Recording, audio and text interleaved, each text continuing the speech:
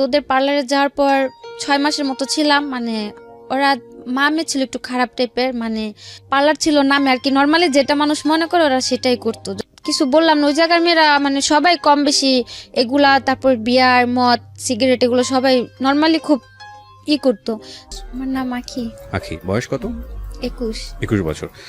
আখি, এই এই যে প্ল্যাটফর্ম, এটা সারা পৃথিবীর মানুষ দেখে, মানে বাংলা ভাষাভাষী মানুষ যারা আছে, এবং এটা খুবই মানুষের কাছে খুব জানাশোনা একটা প্ল্যাটফর্ম। তো এইরকম একটা জায়গাতে আপনি সাহস করে আজকে এই গল্পটা বলতে এসছেন, প্রথমে আমি জানতে চাই কেন? আমার উদ্দেশ্য শুধু এটুকুই যে আমি যেভাবে মানুষের হাতে পড়ে বাইরে গেছি, হয়তো আমাদের দেশে থেকে এরকম অনেকেই যায়, এমনকি মানে যাওয়ার পরবর্তীতে যাতে এরকম পরিস্থিতিতে কেউ মুখোমুখি না হয়, বা দেশে থেকে যাওয়ার আগে একটু যাচাই করে যায়। রাইট, খেয়াল রাখবেন যে আখির আগে আমি এরকম বেশ কয়েকটা এপিসোড প্রচার করেছি, যেটা আপনারা ঢাকা এফএম এর ইউটিউব চ্যানেলে গেলে কিংবা আমার আরজিকে বিয়া যে চ্যানেলটি আছে ওখানে গেলেও আপনারা পাবেন। মালয়েশিয়া ফেরত এক ভাইয়ের কথা আমরা বলেছিলাম, দুবাই ফেরত নাকি ওমান ফেরত এক ভাইয়ের কথা আমরা ওখানে বলেছিলাম। কিন্তু এই প্রথম কোনো একজন নারী যিনি এভাবে আপনাদেরকে সোশ্যাল মিডিয়াতে নিজেকে ফেস করে স্বেচ্ছায় সজ্ঞানে নিজের কথাগুলো এখানে বলতেছেন, এবং সেদিক থেকে এটা একেবারেই ইউনিক। কজ আসলে আমাদের যে সামাজিকতা, সেই সামাজিকতার প্রেক্ষাপটে এইভাবে আসলে নিজেকে ফেস করে, নিজেকে হাইড না করে নিজেকে প্রেজেন্ট করা, এটা অত্যন্ত সাহসের ব্যাপার, এবং সেই জায়গাটা থেকে উনি আসলে লক্ষ লক্ষ মানুষকে সচেতন করতে এসছেন। সুতরাং এই পার্সপেক্টিভ থেকে আমরা যেন গল্পটাকে দেখি। তো আগে আমরা শুরু করি একেবারে ছোটবেলা থেকে, যেখান থেকে বলার আছে। আমরা 1 ভাই 4 বোন, আমি সবার ছোট। আমার বয়স যখন 7 তখন মা মারা গেছে।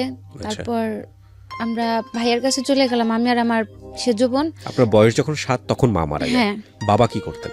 বাবা তখন এমনিতে একটা ফ্যাক্সিলিটির দোকান ছিল, আর ভাইয়ের ব্যবসা ছিল প্লাস্টিকের। এটা কি ঢাকার মধ্যেই? হ্যাঁ, ঢাকা। তো ওই ছোটবেলাতে আপনি ঢাকা শহরই দেখেছেন আর কি, কিন্তু আপনাদের সবকিছু ঢাকাতে। আদিবাড়ি কোথায়? আদিবাড়িটা মানে আপনাদের জন্মস্থান কোথায়? জন্মস্থানে ঢাকাতে, ইসলামবাগ। আপনার বাবার আদিবাড়ি কোথায়? মেবি বিক্রমপুর, বাট আপনি শিওর না? ওকে, ঠিক আছে। তো মা 7 বছর বয়সে মারা গেল। হ্যাঁ। তারপর ভাইয়াদের সাথে আমরা চলে আসলাম, ভাইয়ের কাছে ছিলাম। তো ভাবিটা আর কি একটু অন্য রকম টাইপের থাকাতে তাদের সাথে আমাদের আর কি সবসময় ঝগড়া থাকতো। তারপর বাবা আমাকে আর আমার বোনকে নিয়ে আলাদা হয়ে গেল। তারপরে 6 বছরের মতো ছিলাম আমরা বাবার সাথে থাকার পর যখন আমার সেজো বোনের বিয়ে হয়ে গেল, তখন বাবা দেখতেছে, তখন আমি ক্লাস 7 বা 8 পড়ি। তখন তারা আমার পক্ষে রান্না বাড়া করা, একটা সংসারের কাজ ধরে রাখাটা সম্ভব না, খুবই ডিফিকাল্ট। হ্যাঁ। তারপরে মানে ফুপু বড়া পড়া সবাই মিলে বাবাকে বিয়ে দিল। তারপরে যখন সৎ মা আসলো, সে খুব ভালো, মানে সৎ বলতে আর কি যা হয়, ভালোর মধ্যেও তো কিছুটা খারাপ থাকেই যায়। তারপরে দেখা যাচ্ছে সবসময় একটু রাগারাগি করতো, আবার মাঝে মাঝে খুব ভালো ব্যবহারও করতো। তারপরে ওনাদের সাথে মানে অত একটা মানে ম্যাচ করা যেত না, উনি আর কি টোটালি সহ্য করতে পারতো না। তখন বাবারে একটু বয়স হয়ে যাওয়াতে ভাইয়ার যে বিজনেসটা ছিল, ভাই ওটার মধ্যে বাবারে নিয়ে গেল। কিসের বিজনেস ছিল? প্লাস্টিকের, যে বোল বালতি হরেক মাল এগুলো আছে না, এগুলা ভাইয়ের নিজস্ব মেশিন ছিল, ওগুলো বানাতো। হ্যাঁ, ওই ইসলামবাগেতে দোকান ছিল, ওটা আর কি মাই তৈরি করে দিয়ে গেছিল। তারপর ওইখানে নিয়ে গেল বাবারে। দেখা যাচ্ছে সবাই মালগুলা দিত, বাবা ওদিকে টাকাগুলো আর কি সে নিজে উঠায় আনতো। তো ওইখান থেকে মানে আমার ওটা পছন্দ হতো না যে বাবা আমার খুব আদর করতো, আর আমি তো সবার ছোট ছিলাম, তো এগুলা নিয়ে খুব ঝগড়াঝাটি হতো। এক পর্যায়ে পার্লারের কাজটা শেখাটা আমার খুব শখ ছিল ছোট থেকেই। আচ্ছা, তো বয়স কত তখন যখনকার গল্পটা আপনি এই মুহূর্তে বলছেন? কোন ক্লাসে পড়েন? ক্লাস 8-এ পড়েন। ওকে, আমি আবারও বলছি সবাইকে যে আজকের এই গল্পটা এটা খুব গুরুত্বপূর্ণ, একটা সোশ্যাল মেসেজ আছে এখানে, সচেতনতার জায়গাতে উনি যে কথাটা বলেছেন যে ওনার মতো করে যেন কেউ কখনো বিদেশে পাড়ি না জমায়। বুঝতেই পারছেন গল্পটার ধরনটা আজকে একটু খুব সেন্সিটিভ। সেই জায়গাটা থেকে আমি বলবো যে টানবেন না, আপনারা না টেনে পুরো গল্পটা শুনবেন কমপ্লিট মেসেজ পাওয়ার জন্য। ওকে। তারপর মানে যখন ভাইদের বাসা ছিলাম, আলাদা হওয়ার আগে থেকে মানে পার্লারের কাজটার প্রতি আমার খুব ইন্টারেস্ট ছিল শেখার জন্য। তো বড় পড়া সবাই সবসময় না করতো যে মানে পার্লারের মেয়েদের মেবি সবাই খারাপ কমেন্টস করে, আর আমাদের ফ্যামিলিতে সবাই খুব পর্দা করে, একটু ভালোভাবে চলাফেরা করতে, এর জন্য কেউ আর কি সাপোর্ট করেনি পার্লারের কাজটা শেখার জন্য। তো তারপর আর শেখা হলো না। যখন আব্বা বিয়ে করলো, তাদের সাথে ছিলাম, নিজের মতো করে চলতাম, কখনো বাবাও কিছুতে বাধা দেয়নি, আর আম্মা তো সতই ছিল, সে কখনো কোনো কথা বলতো না। ক্লাসমেট ছিল একটা, ক্লাসমেটের মা একটা পার্লার নেওয়ার পর ও বললো যে আমাদের এখানে আসলে হয়তো কিছুটা কাজ শিখতে পারবা। আর আমার মানে পার্লার কাজের খুব ইন্টারেস্ট ছিল, তো ট্যালেন্টটা খুব ভালো ছিল। মানে কাজ যে শিখছে আমার কারো হাতে ধরা কাজ শিখিয়ে দিতে হয়নি, মানে আমি চোখ দিয়ে একবার দেখছি যেটা সেটাই করতে পারছি। তো ওদের পার্লারে যাওয়ার পর 6 মাসের মতো ছিলাম। মানে ওরা মামে ছিল একটু খারাপ টাইপের, মানে পার্লার ছিল নামে আর কি, নর্মালি যেটা মানুষ মনে করে ওরা সেটাই করতো। যখন বুঝতে পারলাম ওই পার্লার থেকে চলে আসলাম। আসার পর বাড়িতে ছিলাম, থাকার পর মানে একটু ফ্রেন্ডদের সাথে এদিক ওদিক ঘোরাঘুরিতে মানে মন মানসিকতা একটু অন্যরকম হয়ে গেল। কেউ তো কোনো কিছু তো বাধা দেয়ই না। মানে পার্লারে আপনার সামহাও ভালো লাগেনি আর কি, সে না, ওই কারণে পার্লারটা ভালো লাগেনি, মানে ওদের চলাফেরাটা বা ওদের কাজকর্মটা ভালো ছিল না, এর জন্য ওইখান থেকে চলে আসলাম। তারপর এক রোজার ঈদে নিউ মার্কেটে পার্লারে চুল রিবোল্ডিং করতে গেলাম। ওইখানে একটা আপু বললো যে আপনাদের যদি পার্লারের কোনো মেয়ে জানা থাকে, ফুল বিউটিশিয়ানও যদি হাফ হয় তা তো চলবে, আমাদের এখানে আসলে আমরা কাজ শিখানি। তখন আমার মাথায় কথাটা টাচ করলো যে আমিও তো কিছুটা কাজ জানি, রাইট। আর নিউ মার্কেটে একটা মানে ওইসব জায়গাতে কাজ শিখতে গেলে অনেক টাকার প্রয়োজন হয়, অন্তত পক্ষে 20 থেকে 30 হাজার টাকা অগ্রিম অ্যাডভান্স করতে হয় কাজ শিখতে হলে। আর যেহেতু সে হাফ বিউটিশিয়ান খুঁজতেছে, আমি কিছুটা কাজ জানি, তাহলে আমি এ জায়গায় একটু কথা বলা দেখি। তারপর উনি বললো যে যদি চেনা পরিচিত কেউ থাকে দিতে পারো। তা আমি বললাম যে আমি কাজ জানি, আমারে রাখবেন। পরে বললো কি কি পারো তুমি? আমি বললাম যে দেখা যাচ্ছে আমাদের ওটা তো এলাকার পার্লার আর এটা তো মার্কেট সাইড, আমি কাজ ফুলই জানি, মানে মিথ্যে কথা বললাম যে ফুলই জানি, হয়তো আমার এই জায়গাতে রাখে কিছুদিন কাজ শিখাই দিতে হবে, এই জায়গার সিস্টেমটা করা। তো উনি বললো আচ্ছা ঠিক আছে। তারপর ওই জায়গাতে কাজে গেলাম। প্রথম আমার 2500 টাকা বেতনে রাখলো, তার 3 মাস পরে আমার স্যালারি করে দিল 9000 টাকা। বাহ, মানে আপনার কাজ দেখে? হ্যাঁ, মানে আমি তো বলেই গেলাম যে আমাদের কাজের সাথে তো মিলবে না, তো আমার যেভাবে দেখা দিয়েছে আমি ঠিক সেভাবেই কাজ করছি। তো 3 মাসের মাথায় বেতন ভালো হলো। প্রায় 6-7 মাসের মতো আমি ওই জায়গাতে কাজ করলাম বেতন বাড়ানোর পরে। বাসা থেকেও কেউ কিছু বলে নাই, যেহেতু ওটা বাইরের এলাকাতে কাজ করতেছি, আর ওইসব জায়গাতে কাজ শেখাটাও ভালো। তারপর যাওয়ার পরে আমার একটা খালতো ভাই ছিল। ওই খালতো ভাই বলতে এদিকে আরেকটা কথা আছে, মানে আমার মার যে বড় বোনটা, ওদের ওই খালার 3টা ছেলের সাথে আমাদের 3 বোনের বিয়ে হয়েছে। ও আচ্ছা। প্রথমে মেজো আপু করছে আর কি, পরে যে আমরা 2 বোন বিয়েটা করছি, বলতে গেলে এটা একটা অ্যাক্সিডেন্ট। মানে হয় না যে মানুষ যে প্রতিনিয়ত একটা কিছুর জন্য দোষারোপ করতেছে, এক পর্যায়ে যে মানুষের মধ্যে কিন্তু একটা জিদ কাজ করে যে না আমি কিছু করতেছি না, প্রতিদিনই আমার দোষ হচ্ছে, তাহলে আমি সেই কাজটাই করি। তো আমার সেজো বোনটা আর কি এরকম কিছু একটা, আর আমার ওই বোনটার খুব রাগ, মানে অত্যন্ত পরিমাণে রাগ। ওরে প্রচুর এরকম টর্চার করা হতো যে ওর সাথে কথা বলবে নেই না সেই না, অথচ কিছুই করতেছে না। তো একদিন কথা কাটাকাটি হওয়ার পরে ও চলে গেল ওই খালতো ভাইয়ের সাথে। ও যাওয়ার পরে সিরিয়াল আসলো আমার, অথচ আমি কিছুই করতেছি না, জায়গাতে তো আমি আমার কাজকর্ম এগুলো নিয়ে বিজি। তারপর আমার সাথে কিছুটা ঝগড়াঝাটি হওয়ার পর ওই খালতো ভাইটা আমার পিছনে 4 বছর ঘুরছে, কিন্তু আমি কোনো কেয়ার করিনি, মানে ওসবের প্রতি আমার কোনো মাথাই ছিল না। যে পার্লারের কাজ শিখতেছি নিজের মতো করে আছি, এগুলো নিয়ে আমার মাথা ব্যথা। তারপরে আমার সাথে ঝগড়া লাগে, তখন আমি নিউ মার্কেটের কাজটা ছাইড়া দিলাম। মানে কাজে যাওয়ার সময় একদিন বাসের থেকে কথা বলতেছি, ওই জানলা দিয়ে আমার ফোনটা চুরি নিয়ে গেল। তারপর থেকে খুব ভয় পাওয়ার পর আমি আর কাজেই গেলাম না নিউ মার্কেটে। তারপরে 2-3 মাস থাকার পর আমি ওই আমাদের এলাকাতে একটা পার্লারের কাজে লাগলাম 3000 টাকা বেতনে।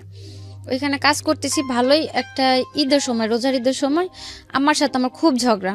তো উনি আমার বললো তুই বাসা থেকে বেরোয় চলে যা। কোন আম্মা? আমার সৎ মা যেটা। আচ্ছা। আমি তো বাবার সাথেই থাকতাম, যেহেতু সবার বিয়ে হয়ে গেছে, শত কাপন হোক থাকার জায়গা ওইটাই ছিল। তো উনি আমার একটা থাপ্পড় দিল। তো উনি থাপ্পড় দেওয়াতে বাবা খুব রাগে গেল, আর আমার খুব কষ্ট লাগলো যে আমার মা মারা গেছে, আমি ছোটতে বড় হয়েছে, হয়তো কোনো ভাই বোন বা বাবার হাতে আমি কখনো মার বা গালি কোনোটা খাইনি, বা কেউ আমার কোনো সময় জোর গলে একটা কথা বলেনি। তো উনি একটা থাপ্পড় দেওয়া, তো আমি কিছু বললাম না। তারপর আমি আমার খালতো ভাইটারে মানে বললাম যে দেখ আম্মা আমার লোক এরকম করে। ও আমার বললো কি যে তুই চলে আয় আমি তোরে নিয়ে যাম। মানে ওই সময়টা বিয়ে কি সংসার কি এগুলো তখন মাথায়ও নাই। ও বললো যে তুই চলে আমি তোরে নিয়ে যাম। আমি বললাম কই নিয়ে যাবি? কইলা আয়া পর। তারপর যাওয়ার পরে ও ভালোবাসতো, কিন্তু আমার ভিতরে ওর জন্য কোনো ফিলিংস বা কিছু ছিল না মানে ওই মুহূর্তে। মানে খুব কষ্ট লাগলো। বোনদের কাছে বললো, ওরা এটা খুব রাগারাগি করবে, আমি চাই না আর কি ঈদের একটা সময় ঝগড়াঝাটি হোক। তো কাউরে না বলতে পারে খালতো ভাইটারে বললাম। বলার পর ও বললো যে চলে, তা আমার মাথায় আর কিছু গেল না, আমিও চলে গেলাম, ওর সাথে কাপড় চোপড় নিয়ে চলে গেলাম। তারপর বিয়ে টিয়ে করলাম, 7 মাসের মতো আলাদা ছিলাম। মানে কাউকে জানালেন না? না। বাবা কেউ না? না, কেউ না। ও কাউকে জানায়নি? না। আচ্ছা। ওর ফ্যামিলি থেকে তেমনিতে সাপোর্ট ছিল না, যেহেতু আমার আগে 2টা বোন, 2টা ভাইয়ের কাছে আছে, আমি সিরিয়ালে 3, একটা ফ্যামিলিতে 3টা বোন বা ভাইটা কেউ নরমালি মাইনা নিব না। তারপরে গেলাম আমি ওর সাথে, যেদিন পালায় গেলাম। কত বছর বয়সে বিয়ে করলেন? বয়সটা কত ছিল? কত সালে বিয়ে করেছেন? 14 বছরে হবে। 14 বছর বয়সে। ওর বয়স কত? ওর বয়স ছিল 18 কি 19। বুঝতেই পাচ্ছেন যে খুবই মানে একেবারে টিনেজ বয়সের দুজনের সিদ্ধান্ত। হ্যাঁ, তা আমি 3 মাসের মতো ছিলাম আলাদা, কারোর সাথে যোগাযোগ নেই। হঠাৎ করে জানতে পারলাম যে এরকম এরকম আমার কারণে ওই ভরাপুরে দুলাভাই রেখে চলে গেল। তো ও আর কিছু বলেনি, ও বলছে যে থাক, হয়তো এটা আমার নসিবে ছিল না, থাকেনি, উনি আমার কোনো সমস্যা নেই, তোরা বিয়ে শাদী করছিস, তোরা তোকে মতো ভালো থাক, এগুলো নিয়ে কোনো টেনশন করে কিছু নেই। ওইভাবে ছিলাম 7 মাস। 7 মাস থাকার পরে ও এমব্রয়ডারি কাজ করতো। দুজনের বয়সটা যেহেতু কম ছিল আর সংসার জিনিসটাও বুঝতাম না, চলাফেরার একটু প্রবলেম ছিল। ও বললো কি যে মানে তো এমব্রয়ডারি কাজটা একটু মানে খারাপ যায় কুরবানি ঈদের পরে, বছরের লাস্টের দিয়ে। ও তখন ও বললো কি যে তুমি তোমার বোনের কাছে চলে যাও, আমি 3-4 মাস একটু বাইরে সাইডে যা কাজ করি, যদি আমার টাকা টুকা মিলে আমি তোমার আবার নিয়ে এসে পড়ো। তো তখন আমি আবার ওরা বললাম, যেহেতু আমি পার্লারের কাজ জানি, আমি খুব নর্মালি 4-5 হাজার টাকা বেতনে একটা কাজ করতে পারো, আর তুমি যদি 3-4 হাজার টাকা কাজ করে দুজনে চলা হয়ে যাবো, তা আলাদা হওয়ার কিছু নাই। মানে খুব রাগারাগি চিল্লাচিল্লি হইলো। তারপর এক পর্যায়ে আমার জোর করে আপুর বাসায় পাঠাইলো। পাঠানোর পরে দেখা যাচ্ছে ও যোগাযোগ একই এলাকাতে আছে কিন্তু আলাদা।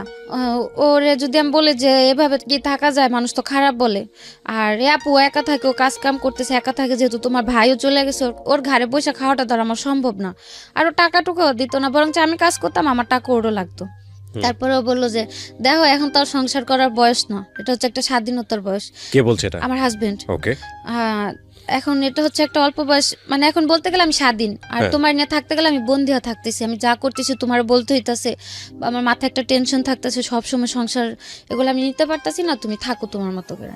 তারপরে এগুলা হওয়ার পরে ছিলাম আপুর কাছে, থাকার পরে ইন্ডিয়াতে গেলাম। ইন্ডিয়াতে আমার মানে ইন্ডিয়া যাওয়ার সিদ্ধান্ত নিলেন কেন? ইন্ডিয়া যাওয়ার প্ল্যানটা আসলো যে ও নিতে চাইতেছে না, আর এদিকে থাকলো সবার কথা শুনতে হইতেছে, কেউ ভালো বলতেছে, কেউ খারাপ বলতেছে, আবার কেউ এরকম মন্তব্য করতেছে যে 3 বোন বিয়ে বসলাম, এক বোনের সংসারটা ঠিক আছে, 2 বোনই থাকতে পারলাম না, কি বিয়ে করলাম। তো এক পর্যায়ে মানে বাধ্য হলাম যে আমি এদের মাঝে থাকবো না। তারপরে ওই ভাইয়ের কাছে আমি যোগাযোগ করলাম যে ভাই আমারে যদি পারেন কোথাও পাঠায় দেন একটা বাসা বাড়ির কাজে, আমি যাই। এই ভাইটাকে আপনি চিনতেন কিভাবে? ওই ভাইটারে চিনতাম, ওই যখন আমি নিউ মার্কেটে পার্লার কাজ শিখলাম না, ওই বাসার ওইখান থেকে যাওয়া আসা করতাম, ওইখানে ওনার ক্লাব ছিল। আচ্ছা, কিসের ক্লাব? Dance club.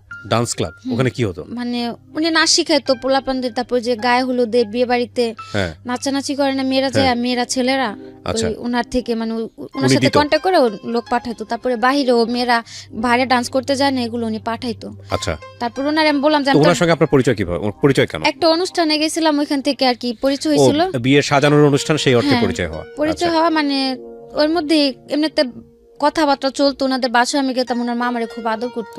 এখানে একটা বিষয় খেয়াল করবেন সবাই, আমরা গল্পের ব্যাকগ্রাউন্ডে আছি যে কেন উনি বিদেশ গেলেন। উনি যে ঘটনার মধ্য দিয়ে আগাচ্ছেন, এরকম ঘটনা অনেকেরই আছে। হ্যাঁ, সো এই ঘটনাগুলোকে নিয়ে ওনাকে ক্রিটিসাইজ করার দরকার নাই বা ওনার দিকে আঙুল তোলার দরকার নাই। আমাদের মূল জায়গাটা হচ্ছে, গল্পটা বোঝানোর জন্য আমরা ব্যাকগ্রাউন্ডে আছি, মূল জায়গাটা হচ্ছে যে কোনো পরিস্থিতিতে পড়েই আপনি বিদেশ যান না কেন, সেই বিদেশ যাওয়াটা সিস্টেমেটিক আছে তো, বা বিদেশ যাওয়ার পরে আপনি যে অভিজ্ঞতার মুখোমুখি হচ্ছেন, এটা কি আপনার কারণেই হচ্ছে, এই জায়গাগুলো ফোকাস করবেন। ঠিক আছে? সো দয়া করে সবাই ওনার দিকে অঙ্গুলি নির্দেশ করবেন না। হ্যাঁ, ওকে। হ্যাঁ, বলেন। তো ওর সাথে শেয়ার করলেন যে আমি কি করা যায়।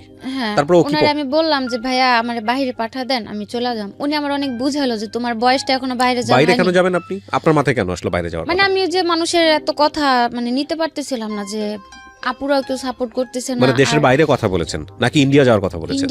ইন্ডিয়া যাওয়ার কথা আপনি বলেছেন? না, ওই ভাই বলল যে ইন্ডিয়াতে যাও। আপনি ওনাকে ফার্স্ট কি বলেছেন? যে আপনি বলছি যে কোনো একটা জায়গাতে একটা ভালো পরিবেশে আমরা পাঠালে হবে। এটা কি দেশের বাইরে? হ্যাঁ। তো উনি যে দেশের বাইরে লোক পাঠাতো আপনি জানতেন কিভাবে? হ্যাঁ, ওই যে ওনাদের বাসায় আমি যাওয়া আসা করতাম, বাসা ছিল ওনাদের 2 তলা, ফ্যামিলি সবাই থাকতো, নিচতলা ওনার ক্লাবটা ছিল।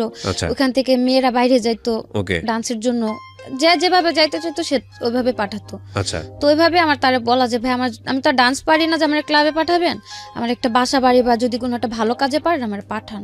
তো উনি আমার বুঝাইছিল যে যাওয়ার দরকার নেই, সবার বাইরের লাইফটা শুট করে না, তো তুমি যাও না। বললাম যে ভাই আপনি তো পাঠাবেন, আর আপনি যদি আমার এত আদর করেন, আপনার উপর আমার অতটুকু বিশ্বাস আছে, আপনি আমার খারাপ কোথাও পাঠাবেন না।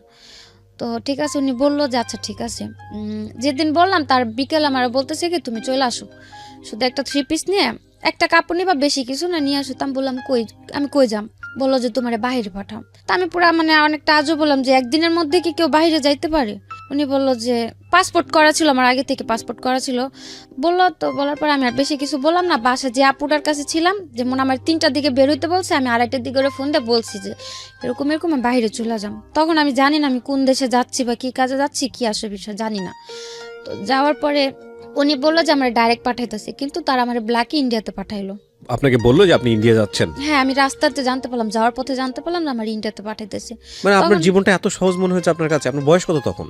15-16 হবে। 15-16 বছরের বয়সের বাচ্চার কাছ থেকে, তো বাচ্চাই, শিশুই বলা চলে, টিনেজ বয়সের একটা মেয়ের কাছ থেকে এত কিছু এক্সপেক্ট করানো আমাদের উচিত হবে না। খেয়াল রাখবেন, দিস ইজ দ্য রিয়েলিটি। এবং জীবনে কখনোই মানে আমার জীবনে যা ঘটে গেছে পুরো দুনিয়াটাই এরকম, এভাবে জাজ করার কোনো দরকার নেই।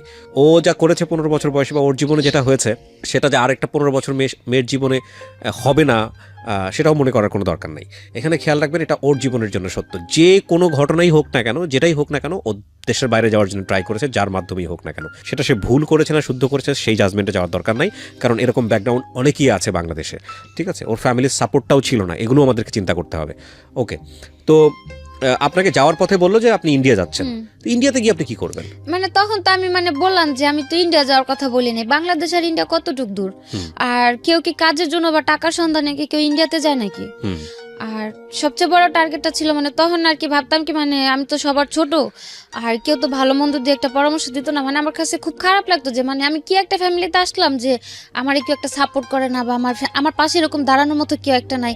আর তার মধ্যে একা একটা বিয়ে করলাম খালতো ভাই, ও বিয়ের আগে এতটাই পাগল ছিল আমার জন্য, মানে কেউ যদি আমার একটা গালি দিত মনে হতো কি গালিটা কেউ আরে দিতেছে। ওকে, বিয়ের পরে সব উল্টা হয়ে গেল। হ্যাঁ, তো আর কি ওইভাবে যাওয়া। তারপরেও তা ভাবলাম যে থাক, ইন্ডিয়াতে যাইতেছি যাই, আমি তো টাকা দিয়ে যাইতেছি না। ও বলছিল কি যে ইন্ডিয়া থেকে আপনি কি করবেন?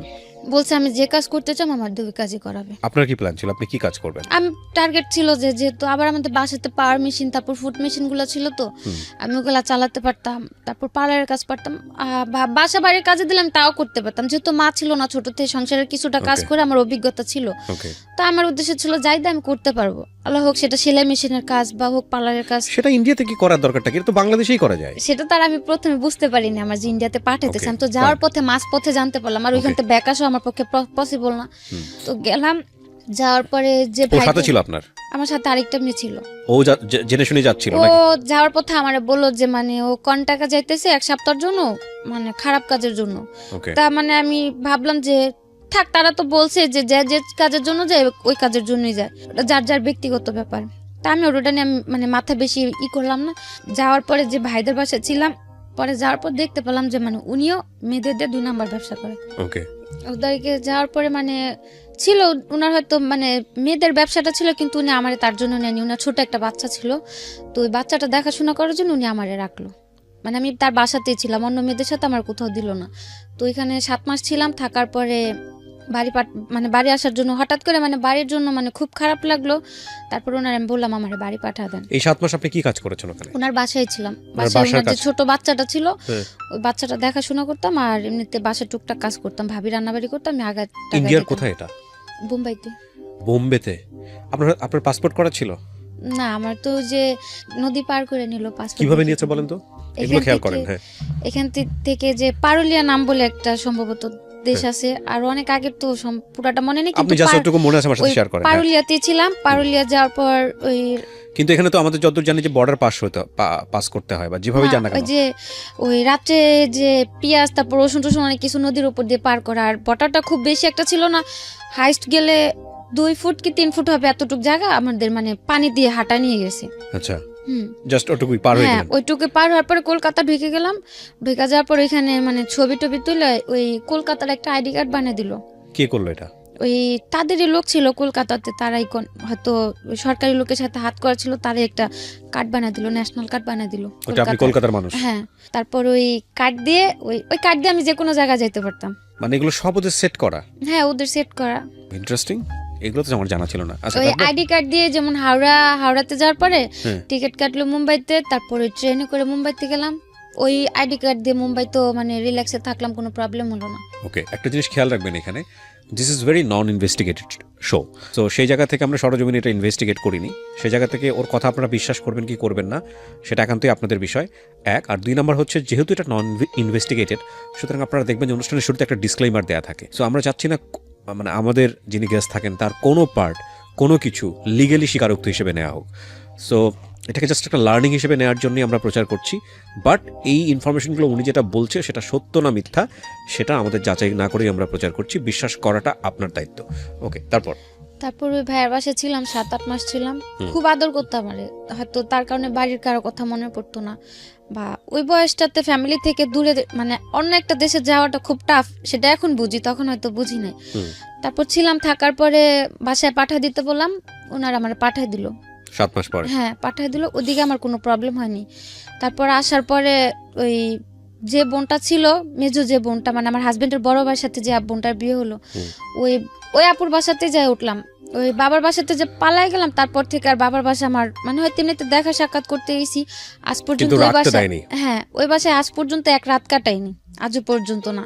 তো এই যে ভাইয়ের বাসায় আসলাম, উনা তো ছোট ভাই ছিল আমার হাজবেন্ড, ওই ভাই আমার বাসায় তোলার আগে জিজ্ঞেস করলো যে তোমার যে আমি বাসায় তুলুম, তুমি কি আমার মুখটা রাখবো ওই জায়গায়, আমার বাড়ির কাছে আবার চলে যাবে, যদি চলে যাও তাহলে আমার বাড়ি একদম মানে যাওয়ার পথে সালাম করে যাবে, আর কোনোদিন এদিক ফিরে তাকাবা না। এটা আপনাকে কে বলছে? মেজো আপুর হাজবেন্ড।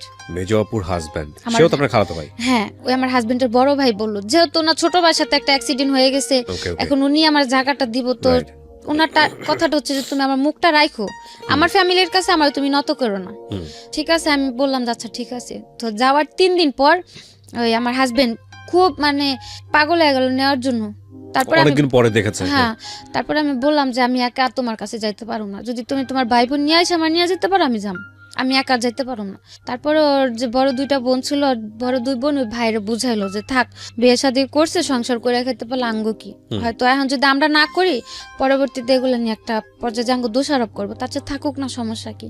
তো সবাই রাজি হওয়ার পরে গেলাম আমি ওর কাছে। আমি আমার ননাসের সাথে এক বাসাতেই ছিলাম, যে দূরে থাকলে হয়তো আবার একটা আকাম কুকাম করবো, তাই আপারা ওদের সাথেই রাখলো যে যাক ছোট মানুষ দুইজন। আপনাকে জিজ্ঞেস করলো না আপনি 7 মাস কই ছিলেন? হ্যাঁ, সবাই জানতো তো। আচ্ছা, যাওয়ার পর সবাই জানতে পারলো না, যেহেতু আমি 7টা মাস বাড়ি থেকে নিখোঁজ। কিন্তু সন্দেহ হওয়ার কথা না, আপনি এই ধরনের একটা কাজে বাইরে। যেহেতু আমি ভালো হালে ছিলাম, সবার সাথে কন্টিনিউ যোগাযোগ হতো। আপনার হাজবেন্ড আপনাকে বিশ্বাস করেছে? হ্যাঁ করেছে। আর যে ভাইয়ের বাসা ছিলাম, আমাদের বাসার পাশেই তার বাসা ছিল। ইন্ডিয়াতে? বাংলাদেশে, মানে বাংলাদেশে তো তাদের বাড়ি আছে। ওই ভাইয়া বাঙালিই ছিল। ওকে, মানে আমাদের বাসা থেকে হাইস্ট গেলে 10 থেকে 15 মিনিট তাদের বাসা। ওকে। আর কিন্তু এখানে আপনি বলছেন যে মুম্বাইতে আপনি ছিলেন? হ্যাঁ, মুম্বাইতে তারা এখান থেকে ওইখানে যে ব্যবসা করতেছে, বাংলাদেশ থেকে ওখানে যে শিফট হয়েছে। তো তাদের ফ্যামিলি, বাবা মা সবাই ঢাকাতেই থাকে আমাদের বাসার পাশে। তো আসলাম, আসার পর আমার নিল, গেলাম, যাওয়ার পরে ও ভালোই কাজ কাম করতেছিল, আমি একটা পার্লার জব নিলাম। তার মধ্যে দিয়ে যে বাইরে ছিলাম, বা ও যে তার স্বাধীনতা দরকার ছিল, ওর মধ্যে সে ওই যে ইয়াবা টিয়াবা এগুলোর মধ্যে জড়াই গেল আমার হাজবেন্ড। তো আমি যখন গেলাম তখন তার জানতাম না। যাওয়ার পরে মানে 2-1 দিন পরে পরে মানে ওইসব নেশাগুলোতে ধরে। তারপর খুব মানে ই করতো, আমি বুঝাইতাম যে তোমার তো এটা একটা বয়স না নেশা পানি করার, যেহেতু আমিও খুব ছোট ছিলাম, বোঝানোর মতো আমার তেমন একটা জ্ঞান ছিল না। তারপর খুব বুঝাইতাম। একটা পর্যায়ে দেখা গেত কি রুমের ভিতরে এগুলা করতো। আচ্ছা, করতো তো ভালো কথা, ও তো ইয়াবা খেলে তো সারা রাত ঘুম আসে না, ও তো খাইতো পারতো, সাথে আমারও খাওয়াতো। যেহেতু ও সারা রাত জায়গা থাকবো, আমি ঘুমায় থাকুম, কি করব, জাগ না থাকলে তো দুজনে বসা বসা কথা বলতে পারবো। তো গেল এরকম করতে করতে, যখন মানে একটা না মাঝে মাঝে দেখা গেত বাধ্য করতো, যখন মানে খুব জড়াজড়ি করতাম, তখন বলতাম যে যদি আরেকবার কিছু বলো তাহলে হয়তো আমি তোমার আপুরে ডাক দিব, পাশের রুমেই আছে, বেশি দূরে নেই। বা মাঝে মধ্যে দেখতাম যে আমি ঘুমাই গেলে সারা রাত তো একা একা বসে থাকে, ফোর্স করতেছে খুব ভাবে, তখন হয়তো ওর সাথে আমার ওইগুলোতে জড়াই নিত। আচ্ছা। তো এক পর্যায়ে যখন মানে খুব গভীর ভাবে এগুলো করলো, মানে কন্টিনিউ চলে, প্রতিদিনই ঘরের ভিতরে এগুলো চলে, কোনোভাবে স্টপ করতে পারতেছি না। আস্তে আস্তে মানে ওর ব্যবহার আচরণ খুব খারাপ হয়ে গেল। মানে বলতে গেলে এক প্রকার মানুষ বলে না নেশাখোরের ব্যবহার আর কি থাকতে পারে, ওইরকম হলো। তারপরে আবার ঝগড়া লাগলো। ঝগড়া লাগার পর এবার আমার বোনেরাই বললো যে ওর কাছে রাখবো না। তখন বাসায় টুকটাক সবাই জানলো যে নেশা পানি করে, কাজ কাম ঠিক মতো করতেছে না, আবার আমি কাজ করতেছি, সেই টাকাগুলো নিয়েও নেশা করতেছে। তারপর আপুরা আমার নিয়ে আসলো। আসার পর 7 মাস ছিলাম বোনেদের কাছে। ওই 7 মাসই প্রতিদিনে আমি ওরা ফোন দিয়ে বুঝাইছি যে আসো, তুমি একটা কাজ কাম করো, আমিও করি। যেহেতু আমার মা নাই, আমার থাকার মতো একটা জায়গাও নেই ওরকম, বা আমার কেউ সাপোর্ট করারও কেউ নাই। আর কিছুদিন পর পর এরকম এক হইতেছি, আবার দূরে যাইতেছি, বোনের কাছে এসে থাকতেছি, এগুলা তোরাও ডিস্টার্ব হইতেছে, আমার সাথে খুব খারাপ ব্যবহার করতেছে। আজকে আমার মা থাকতো, তুমি আমার ফেলা দিছো, আমার মা আমার আগলা নিত, কিন্তু আমি তো সে সাপোর্টগুলো কোথাও পাইতেছি না। বোনেদের কাছে টাকা দিয়ে থাকতেছি, কিন্তু ওরা খুব খারাপ ব্যবহার করে, উঠতে বইতে কথা শুনতে হয়। তো ও খালি হাসতো আর বলতো কি যে একসময় তোর পিছনে আমি খুব ঘুরছিলাম, 3-4 বছর আমি তোর পিছনে পাগলের মতো ছুটছি, কিন্তু তুই আমার কোনো মূল্য দেস নাই। এখন আমি সে প্রতিশোধ নিচ্ছি। হ্যাঁ, এখন সেগুলোর প্রতিশোধ এগুলা। তা আমি বলতাম যে প্রতিশোধের কি আছে, তখন তার আমি তোমার এমন না যে বলছি যে হ্যাঁ আমি তোমারে ভালোবাসি এই সেই বলে তার আমি পিছনে ঘুরে নি, তোমার ভালো লাগছে তুমি ঘুরছো, কিন্তু তখন তো তোমার সাথে আমার সম্পর্ক ছিল না। যখন থেকে সম্পর্ক তখন পর্যন্ত তো আমি যথেষ্ট চেষ্টা করছি যে সম্পর্কটা টিকা রাখার জন্য, সংসারটা জোড়া রাখার জন্য, তখন তার আমি খারাপ কিছু করিনি। ও শুধু হাসতো আর এই কথাটাই বলতো, মনে করো না এখন তোমার রাত আমার দিন। তো এক পর্যায়ে যে মানে খুব খারাপ লাগলো যে ওর জন্য আমার সেজ বোনের সংসারটা ভেঙে গেল, ওর জন্য আমি বোনদের কাছে বারবার ছোট হইতেছি, আর ওরও আমি কোনোভাবে বুঝার সংসারটা ঠিক করতে পারতেছি না। তো যাক, আমার কারণে যেহেতু আমার বোনটার লাইফটা নষ্ট, আজও পর্যন্ত ও বিয়ে করেনি। ও সেজ আপুর কাছে থাকে, কাজ করে, সেজ আপুর কাছে থাকে। তো মাঝে আবার একটু কথা রয়ে গেছে যে ভাইয়ের দোকানে যে বাবা মানে ব্যবসাতে ছিল না, হুম। ভাই মাঝে স্ট্রোক করলো, বাবারে বের করে দিল ভাইয়ের দোকান থেকে, তারপর বাবা রিক্সা চালাতো। ওহো। তারপর এদিকে বাবা রিক্সা চালায়, দ্বিতীয় দিকে সেজ বোনের সংসারটা আমার জন্য ভেঙে গেল। মানে এদিকে হাজবেন্ডও খারাপ ব্যবহার করতেছে, আর আমি তখন কাজ করতাম 5-6 হাজার টাকা বেতনে একটা কাজ করতাম, আমার তো সম্ভব হতো না সবারই হেল্প করার জন্য। তো একটা পর্যায়ে যে আমি খুব করলাম যে থাক, আমি তো আমার নিজের লাইফটা সেটেল করতে পারলামই না, তো আমি বাইরে চলে যাই, যাই হয়তো যদি আমি একটা ভালো বেতনে কাজ করতে পারি, আমার বাবার একটা ছোটখাটো দোকান দিয়ে দিলাম, আর আমার সেজ বোনটার কিছু টাকা খরচ করলে হয়তো ওরা একটা ভালো জায়গায় বিয়ে শাদী দেওয়া যাবে। উদ্দেশ্য কিন্তু মহৎ, উদ্দেশ্য মহৎ। হ্যাঁ, আমি চলে যাই, যেহেতু আমি সবার ছোট, আর আমার সেজ বোনটা মানে ছোট বলতে কি, মানে আমরা যে 4-5 ভাই বোন, মানে সবার মধ্যে আমি বলতে গেলে একটু কঠোর, মানে আমি যে কোনো জায়গায় যে কোনো পরিস্থিতিতে নিজের তৈরি করে নিতে পারি, কিন্তু আমার যে সেজ বোনটা খুবই মানে নরম, বলতে গেলে খুবই নরম। ও কারোর সাথে দুটা কথা বলতে গেলে একবার জায়গায় 10 বার চিন্তা করে কথা বলে। তো সে জায়গা থেকে আমি ভাবলাম যে যদি আমি বাইরে চলে যাই, আমার দ্বারা যদি আমার বাবাটা একটু ভালোভাবে থাকতে পারে, আর আমার বোনটারও বিয়ে হয়ে যায়, তো এগুলা টার্গেট করে আমি ওই ভাইয়ের কাছে আবার গেলাম। যার পর বললাম যে ভাইয়া, আমি ইন্ডিয়া সব ছোট কোনো জায়গায় যাবো না, আমার অন্য কোনো একটা ভালো জায়গায় পাঠান, যাতে আমি আমার ফ্যামিলিটার জন্য অন্তত কিছু করতে পারি। আমি আমার নিয়ে চিন্তা করি না, কারণ আমি একা, সবার ছোট মানুষ, আমি একা একটা মানুষ, আমি হয়তো মানুষের বাসায় কাজ করে খেলেও খাইতে পারুম, হয়তো আমি আমার বাবাটার আর বোনটার লাইফটা যদি সেটেল করে দিতে পারি, তাহলে হয়তো আমার কাছে নিজে খুব ধন্য মনে হইব। তো তারপর উনি বললো যে আচ্ছা ঠিক আছে, পাসপোর্ট দিয়ে যায়, আমি দেখি। তো দিয়ে আসলাম পাসপোর্ট দিয়ে আসার 1 মাস পরে ওই শবে-বরাতের দিন আমার ফোন করলো যে আমার পাসপোর্টে ভিসা লাগছে মালয়েশিয়ার। তো আমি জিজ্ঞেস করলাম কি কাজ মালয়েশিয়ার, পরে বললো যে তুমি মালয়েশিয়া যে পার্লারের কাজ করতে পারবা। তা আমি বললাম যে আচ্ছা ঠিক আছে। তারপরে আমি বাসা সবারে ওই শবে-বরাতের নামাজের পরে, মানে আমার ফোনেও ছবি পাঠাইছিল যে মালয়েশিয়ার ভিসা আসছে, ওই ছবিটা সবাই দেখালাম যে এরকম মালয়েশিয়া চলে যাম। তারপর সবাই খুশি যে এই মালয়েশিয়া যাও কি এই ভাইয়ের মাধ্যমেই? হুম, এই যে ভাই পার্লারে কাজ করতো, হ্যাঁ, না ওই যে ক্লাবে ছিল যে ভাই, যে ভাইটা আপনাকে ওই আপনি ক্লাবে পরিচয় হলেন, যে আপনাকে ইন্ডিয়া পাঠিয়েছিল একটু আগে, সেই ভাই। ওকে। তার 15 দিন পর আমার টিকিট আসলো। তো আপনি ওই ভাইকে বিশ্বাস করলেন কিভাবে? আপনাকে এর আগে পাঠিয়ে দিল ইন্ডিয়াতে এরকম একটা জায়গায়। ইন্ডিয়াতে পাঠালো, তখন তো আর তাদের পরিবেশটা খারাপ ছিল, কিন্তু আমার সাথে তো আর কেউ খারাপ কিছু করেনি, আমি তো ভালো কাজ করলাম। আচ্ছা। সেজন্য ট্রাস্টটা ছিল, যেহেতু খারাপ পরিবেশে তো মানুষ ভালো কাজ করেছে, আমার সাথে তো কোনো অত্যাচার বা খারাপ কিছু হয়নি। ওই বিশ্বাসে আমি বললাম যে ভাই আমার আবার কোথাও পাঠিয়ে দেন, কিন্তু আমি ইন্ডিয়া এসব জায়গায় কোথাও যাব না। ওকে। পরে ভিসা আসলো 2017 জুনে। আপনি টাকা দিয়েছিলেন? না, আমার কোনো টাকা লাগেনি। টাকা ছাড়াই ভিসা? হ্যাঁ। কোথায়, কোন দেশে? মালয়েশিয়াতে। ওকে। পাসপোর্ট করা ছিল আপনার? হ্যাঁ, পাসপোর্ট আমার করা ছিল।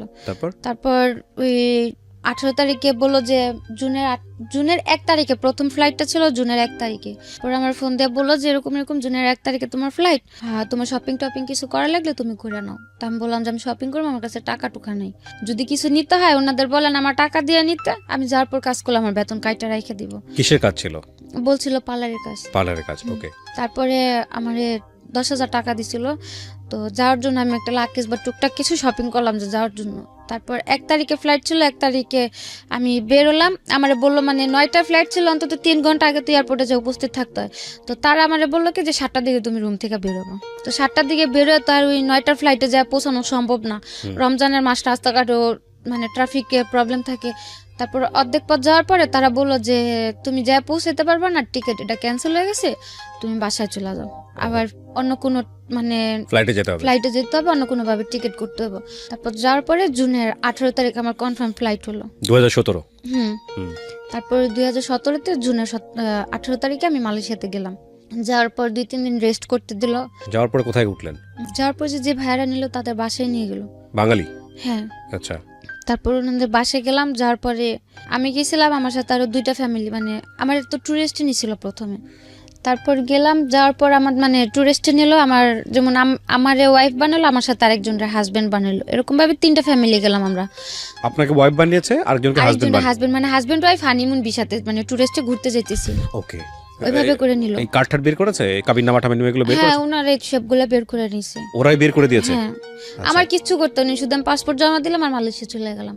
আর মাঝে যে কাজগুলো ছিল ওই কাবিননামা, তারপরে ওই হোটেল বুকিং টুকিং, এগুলো তো শো করতে হয় এয়ারপোর্টে, যে হানিমুনে যাইতেছি, কোথায় যে উঠবো, এগুলো তো শো করতে হয়। তারপরে টাকাও শো করতে হয়, ওগুলো সব তারাই করলো। তো আপনি বলতেছিলেন না যে এগুলো যে 2 নাম্বার, এগুলোর কোনো প্রকার কোনো বিপদ হবে কিনা?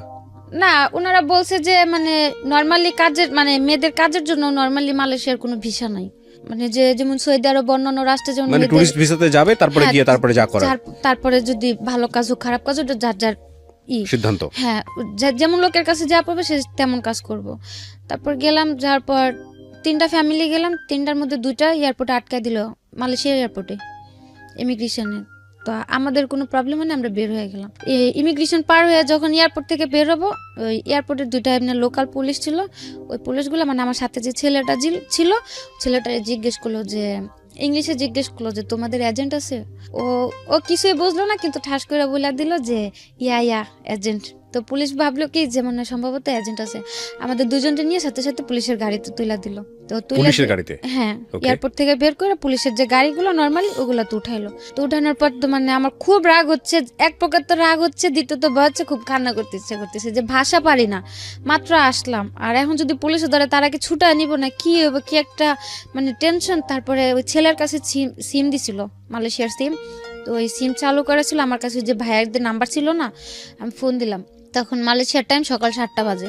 তো ফোন দিলাম, ফোন দেওয়ার পর ওই আপুটা ফোন রিসিভ করলো, ভাইয়ার ওয়াইফ রিসিভ করার পর আমি অনেক চিল্লাচিল্লি করলাম যে কিরকম অশিক্ষিত একটা লোক দিয়েছেন সাথে, সারা ইমিগ্রেশন পার করে আইসা মানে আর এক পা গেলে এয়ারপোর্ট থেকে বের হয়ে গেছি, মেন গেটের সামনে এসেও কি বললো, পুলিশ এখন গাড়িতে তুলে রাখছে। তারপর বললো যে আচ্ছা ঠিক আছে, সমস্যা নেই, ইমিগ্রেশন পার হয়েছে? বললাম হ্যাঁ। পরে বললো পাসপোর্টে ইমিগ্রেশনের থেকে সিল দিয়েছে, মানে একটা চপের মতো দেয়, ওইটা দিয়েছে? আমি বললাম যে হ্যাঁ দিছে। তাহলে আর কোনো সমস্যা নেই, ওটা তোমার করে নিয়ে এমনি ঘুরে গেলে ছাইড়া দিব, তোমাকে জেলে আর ঢুকাইতে পারবো না, কিচ্ছুই না, রাগার আগে কোনো নর্মাল থাকো, মানে দেখা যায় তো বুঝতে না পারে যে তোমরা ভয় পাইতেছো বা কিছু একটা। তো বললাম যে ঠিক আছে। তো 1 ঘন্টা 1.5 ঘন্টা মতো ঘোরাঘুরি করার পর যে এজেন্টের মাধ্যমে আমরা গেলাম, মানে সাথেও একটা লোক ছিল আমাদের, ওই লোকটা তারপর ওই মালয়েশিয়ার রিঙ্গিত 4000 রিঙ্গিত আমাদের দুজনের ছুটা নিল এয়ারপোর্ট থেকে ঘুষ দিয়ে। তারপরে বাসাতে গেলাম, যাওয়ার পরে ওই দিন আর কিছু হয়নি, সকালবেলা আমি ফ্রেশ রেস্ট করলাম, যেহেতু 2-3 দিনের জার্নি। তারপর ছিলাম গেল 1 সপ্তাহ মতো রেস্ট করলাম। রেস্ট করার পরে ওই আপুর সাথে কথা বলতে বলতে একটু ফ্রি হলাম। মেন যে লোকটা ছিল আপুটাই, আর ভাইয়াটা মানে যেমন ওনারাও গার্লফ্রেন্ড বয়ফ্রেন্ড ছিল, হাজবেন্ড ওয়াইফ না, মানে মেয়েটা যেমন ব্যবসা করতো ওই ভাইয়াটা তাকে সাপোর্ট করতো। হ্যাঁ, যে মেয়েটা ব্যবসা করতো উনিও বাঙালি। তো আমি বললাম যে আপু 1 সপ্তাহ হয়ে গেছে, তো আমার কোথায় কাজে দিবেন বা কি কিছু তো বললেন না। পরে বললো থাকতে থাকো, তোমার তো সমস্যা নেই, তুমি থাকতে থাকো, সময় হলে আমরাই তোমার কাজে পাঠাম। তো আমি আর কিছু বলি না, ভাবলাম হয়তো যেহেতু বললাম সে পার্লারের কাজ, হয়তো যে প্রসেসটা আমার কাজে দেবে ওই জায়গাটা খালি নেই। ওই একদিন রাত্রে আমার বলতেছে যে তুমি রেডি হও, তোমার কাজে যাইতে হবে। তা আমি বললাম যে রাত্রেবেলা আমি কিসের কাজে যাব? পরে বললো যাও। তো যাওয়ার পরে দেখি যে মানে ওই জায়গাতে আর কি, যে জায়গাতে মেয়েরা কাজ টাজ করে ওই জায়গাতে আমার নিয়ে গেছে। তারপরে আমি বললাম যে আমার এই জায়গায় নিয়ে আসছেন কেন? পরে বললো কেন তোমার কি বলেনি তুমি কি কাজে আসছো? আমি কো আপু তো আমি যে আজকে 1 সপ্তাহ 2 সপ্তাহ ধরে ঘরে আছি, আপু আমার একবারের জন্য বললো না যে আখি তুমি এই কাজটা করবা, বা আমার দেশেতেও তো বইলা পাঠালাম পার্লারের কাজ করবো, তো এটা আমার কি জায়গাতে নিয়ে আসলেন? পরে বলতেছে এটা মেসেজ সেন্টার। মাসাজ সেন্টার, ওকে। তো আমি বললাম মেসেজ সেন্টার, তো আমি তো মাসাজ টাসাজ করতে পারি না, পার্লারের কাজ দিন, আমার মাসাজ সেন্টার আনবে কেন? পরে বললো যে চুপচাপ থাকো এই জায়গাতে, অন্তত কোনো ক্যাচাল করো না, ভালো হবে না। ও জায়গায় বস টস গুলো ছিল চীনা, তা আমি বললাম কেন আমি এই জায়গাতে থাকুম, তা আমি চিল্লাচিল্লি করে উঠে নিলাম। আমার বললো যে দেখো বেশি চিল্লাচিল্লি বা বেশি জোর দেখো এই জায়গাতে তুমি বেশি কিছু করতে পারবা না। এছাড়া ওইদিকে যে মানে সব মেয়ে, তারপর যে কাস্টমার আসতো সবগুলো বাঙালি, সব বাঙালি বাঙালি, নেপালি, পাকিস্তানি এগুলা ছিল। আবার ওই দেশের লোকজনও ছিল, মানে সব মিক্স করা, কোনো এক জাতের কিছু না। তারপর ওদিন রাত্রে আর মানে যেহেতু ওই জায়গাতে আমি কিছু করতে পারতেছি না, আমি আর কিছু বললাম না। পরে বাসা আসার পর খুব চিল্লাচিল্লি করলাম যে আমার যদি এগুলা বলে নাই বা আমি এগুলো করুম না, আমার দেশে পাঠা দেন, আমি এগুলোর জন্য আসিনি, আমার বাড়ি পাঠা দেন। পরে বললো বাড়িতে টাকা দিতে বলতে তোরে দেশে পাঠা দিন। মানে এখন বলতেছে বাড়ি থেকে টাকা পাঠাও তাহলে দেশে পাঠাই দিব। তো পরে আমি বললাম যে বাড়ি থেকে টাকা দিব, আমার তো বাড়িতে এরকম কোনো পরিস্থিতিও নাই, আমার বাবা চালায় রিক্সা, আর ভাইও তেমন একটা মানে ভালো পর্যায়ে নেই যে আমার কেউ 2-3 লাখ টাকা দিয়ে আমার এখান থেকে নিব। তারপর বললো তাহলে কথা বললো না, এ জায়গা যদি মাইরা ফেলায়ও দেই তাও মনে করে কেউ কোনোদিন খোঁজও নিতে পারবো না বা আমাদের কিচ্ছু হইব না, তার চাইতে ভালোভাবে কাজ করো, সেটাই তোমার জন্য ভালো হইব। দেখেছেন, যাওয়ার সময় নিয়ে গেছে জামাই আদরে এবং তারপরে বাধ্য করতেছে প্রস্টিটিউশনে। And the thing is that ওই সময়টা যদি ওখান থেকে চলে আসতে চায় তাহলে টাকা দিতে হবে, এবং কারণ তারা হচ্ছে টাকাটা ইনভেস্ট করেছে, তারা খুব ভালো করে মেয়েটার ব্যাকগ্রাউন্ডটা জানে যে মেয়েটাও ফিরে আসতে পারবে না। আমার এই অনুষ্ঠানটা একেবারে প্রান্তিক পর্যায় থেকে শুরু করে সারা বাংলাদেশের মানুষ এই অনুষ্ঠানটা দেখে। সো আমি মনে করি বিশেষ করে মেয়েরা যারা আছেন, যারা বিদেশে যান, এইভাবে যান, তারা আজকের এই অনুষ্ঠানটা অনেকবার দেখবেন, একবার দেখবেন না, অনেকবার দেখবেন, because the story just began, গল্পটা শুরু হয়েছে মাত্র। তারপর কি হলো?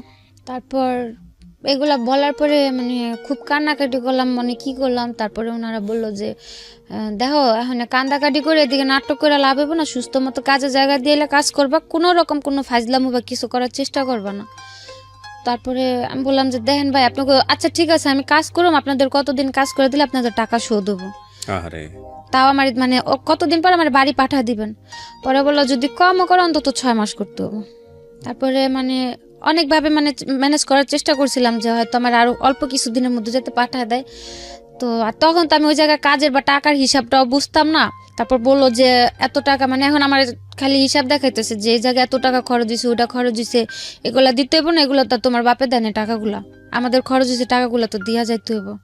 তারপর আর কিছু বললাম না, যেহেতু আমার আর করার মতো কোনো পথ নেই। আর কথা বলতে গেলেই বলে যে, আর নিজের চোখেও দেখতাম মানে মেয়েদের এত বাজে পরিমাণে মারধর করতো, মানে বলার বাইরে। ওইগুলা দেখলে যে কোনো মানে যারা ভয় পায় বা মারধর খায় অভ্যাস নেই, যে কোনো মেয়ে ওই ভয়তে আলা যা করতে বলবো তা করতে রাজি হবো। এই মারধর কি বাঙালিরাই করতো? হ্যাঁ, বাঙালিরাই, মানে যে যাদের কাছে যাইতো ওদের কাছে মানে ওরাই মারামারি করতো। আমি যে জায়গা ছিলাম ওই জায়গাতে তেমন করে মারামারি দেখি নাই আমি, কিন্তু যে জায়গায় কাজে দিছিল ওই জায়গাতে সকালে কাজে গেলে দেখতাম যে কোনো মেয়ে আসছে গাল কাইটে গেছে, চোখের দিক দিয়ে কালো হয়ে আছে, কারো খুচুন পুরা দিয়ে লাগাই দিছে, কি পুরা?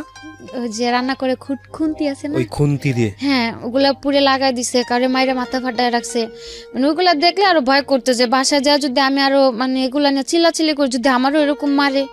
আর আমি যে হালে আছি, আমি তো বাড়িতে ফোনটা যদি এগুলা বলি বা দেখে তো ডাইরেক্ট মানে মানে খুব খারাপ পর্যায়ে চলে যাবো, ওরা কিছু করতে পারবো না, বাড়িতে একটা টেনশন থাকবো। আর শুধু শুধু টেনশন দিতে লাভ নেই, এমন হতো আমি বললো টাকা দিয়ে আমার নিতে পারবো, তাহলে হয়তো আমি জানাইতাম, যেহেতু আমার কোনো দিকই নাই। আর ওগুলো দেখে খুব ভয় করতো, এর জন্য মানে কারোর কিছু বলতাম না, আমি চুপচাপ কাজ করতাম।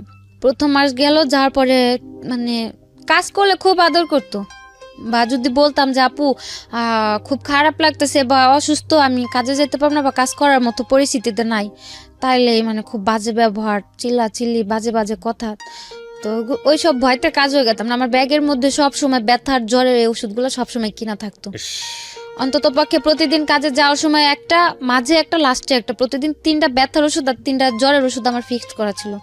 তারপরে 1 মাস কাজ করলাম, কাজ করার পরে মানে তারা বাংলাদেশে যেরকম মানুষ ইয়াবা খায় না, ওই মালয়েশিয়াতে ইয়াবা না, কিন্তু ওই যে লবণের মতো কিছু একটা আছে, মানে আইস, ওই ইয়াবার চেয়ে তো মারাত্মক। ওটা যদি একটানা কন্টিনিউ কেউ 6 থেকে 7 মাস মানে ওটা সেবন করে, মানে এতে 100% এতে মানে ওই লোকটা মানে পুরো মেন্টাল হয়ে যাবে।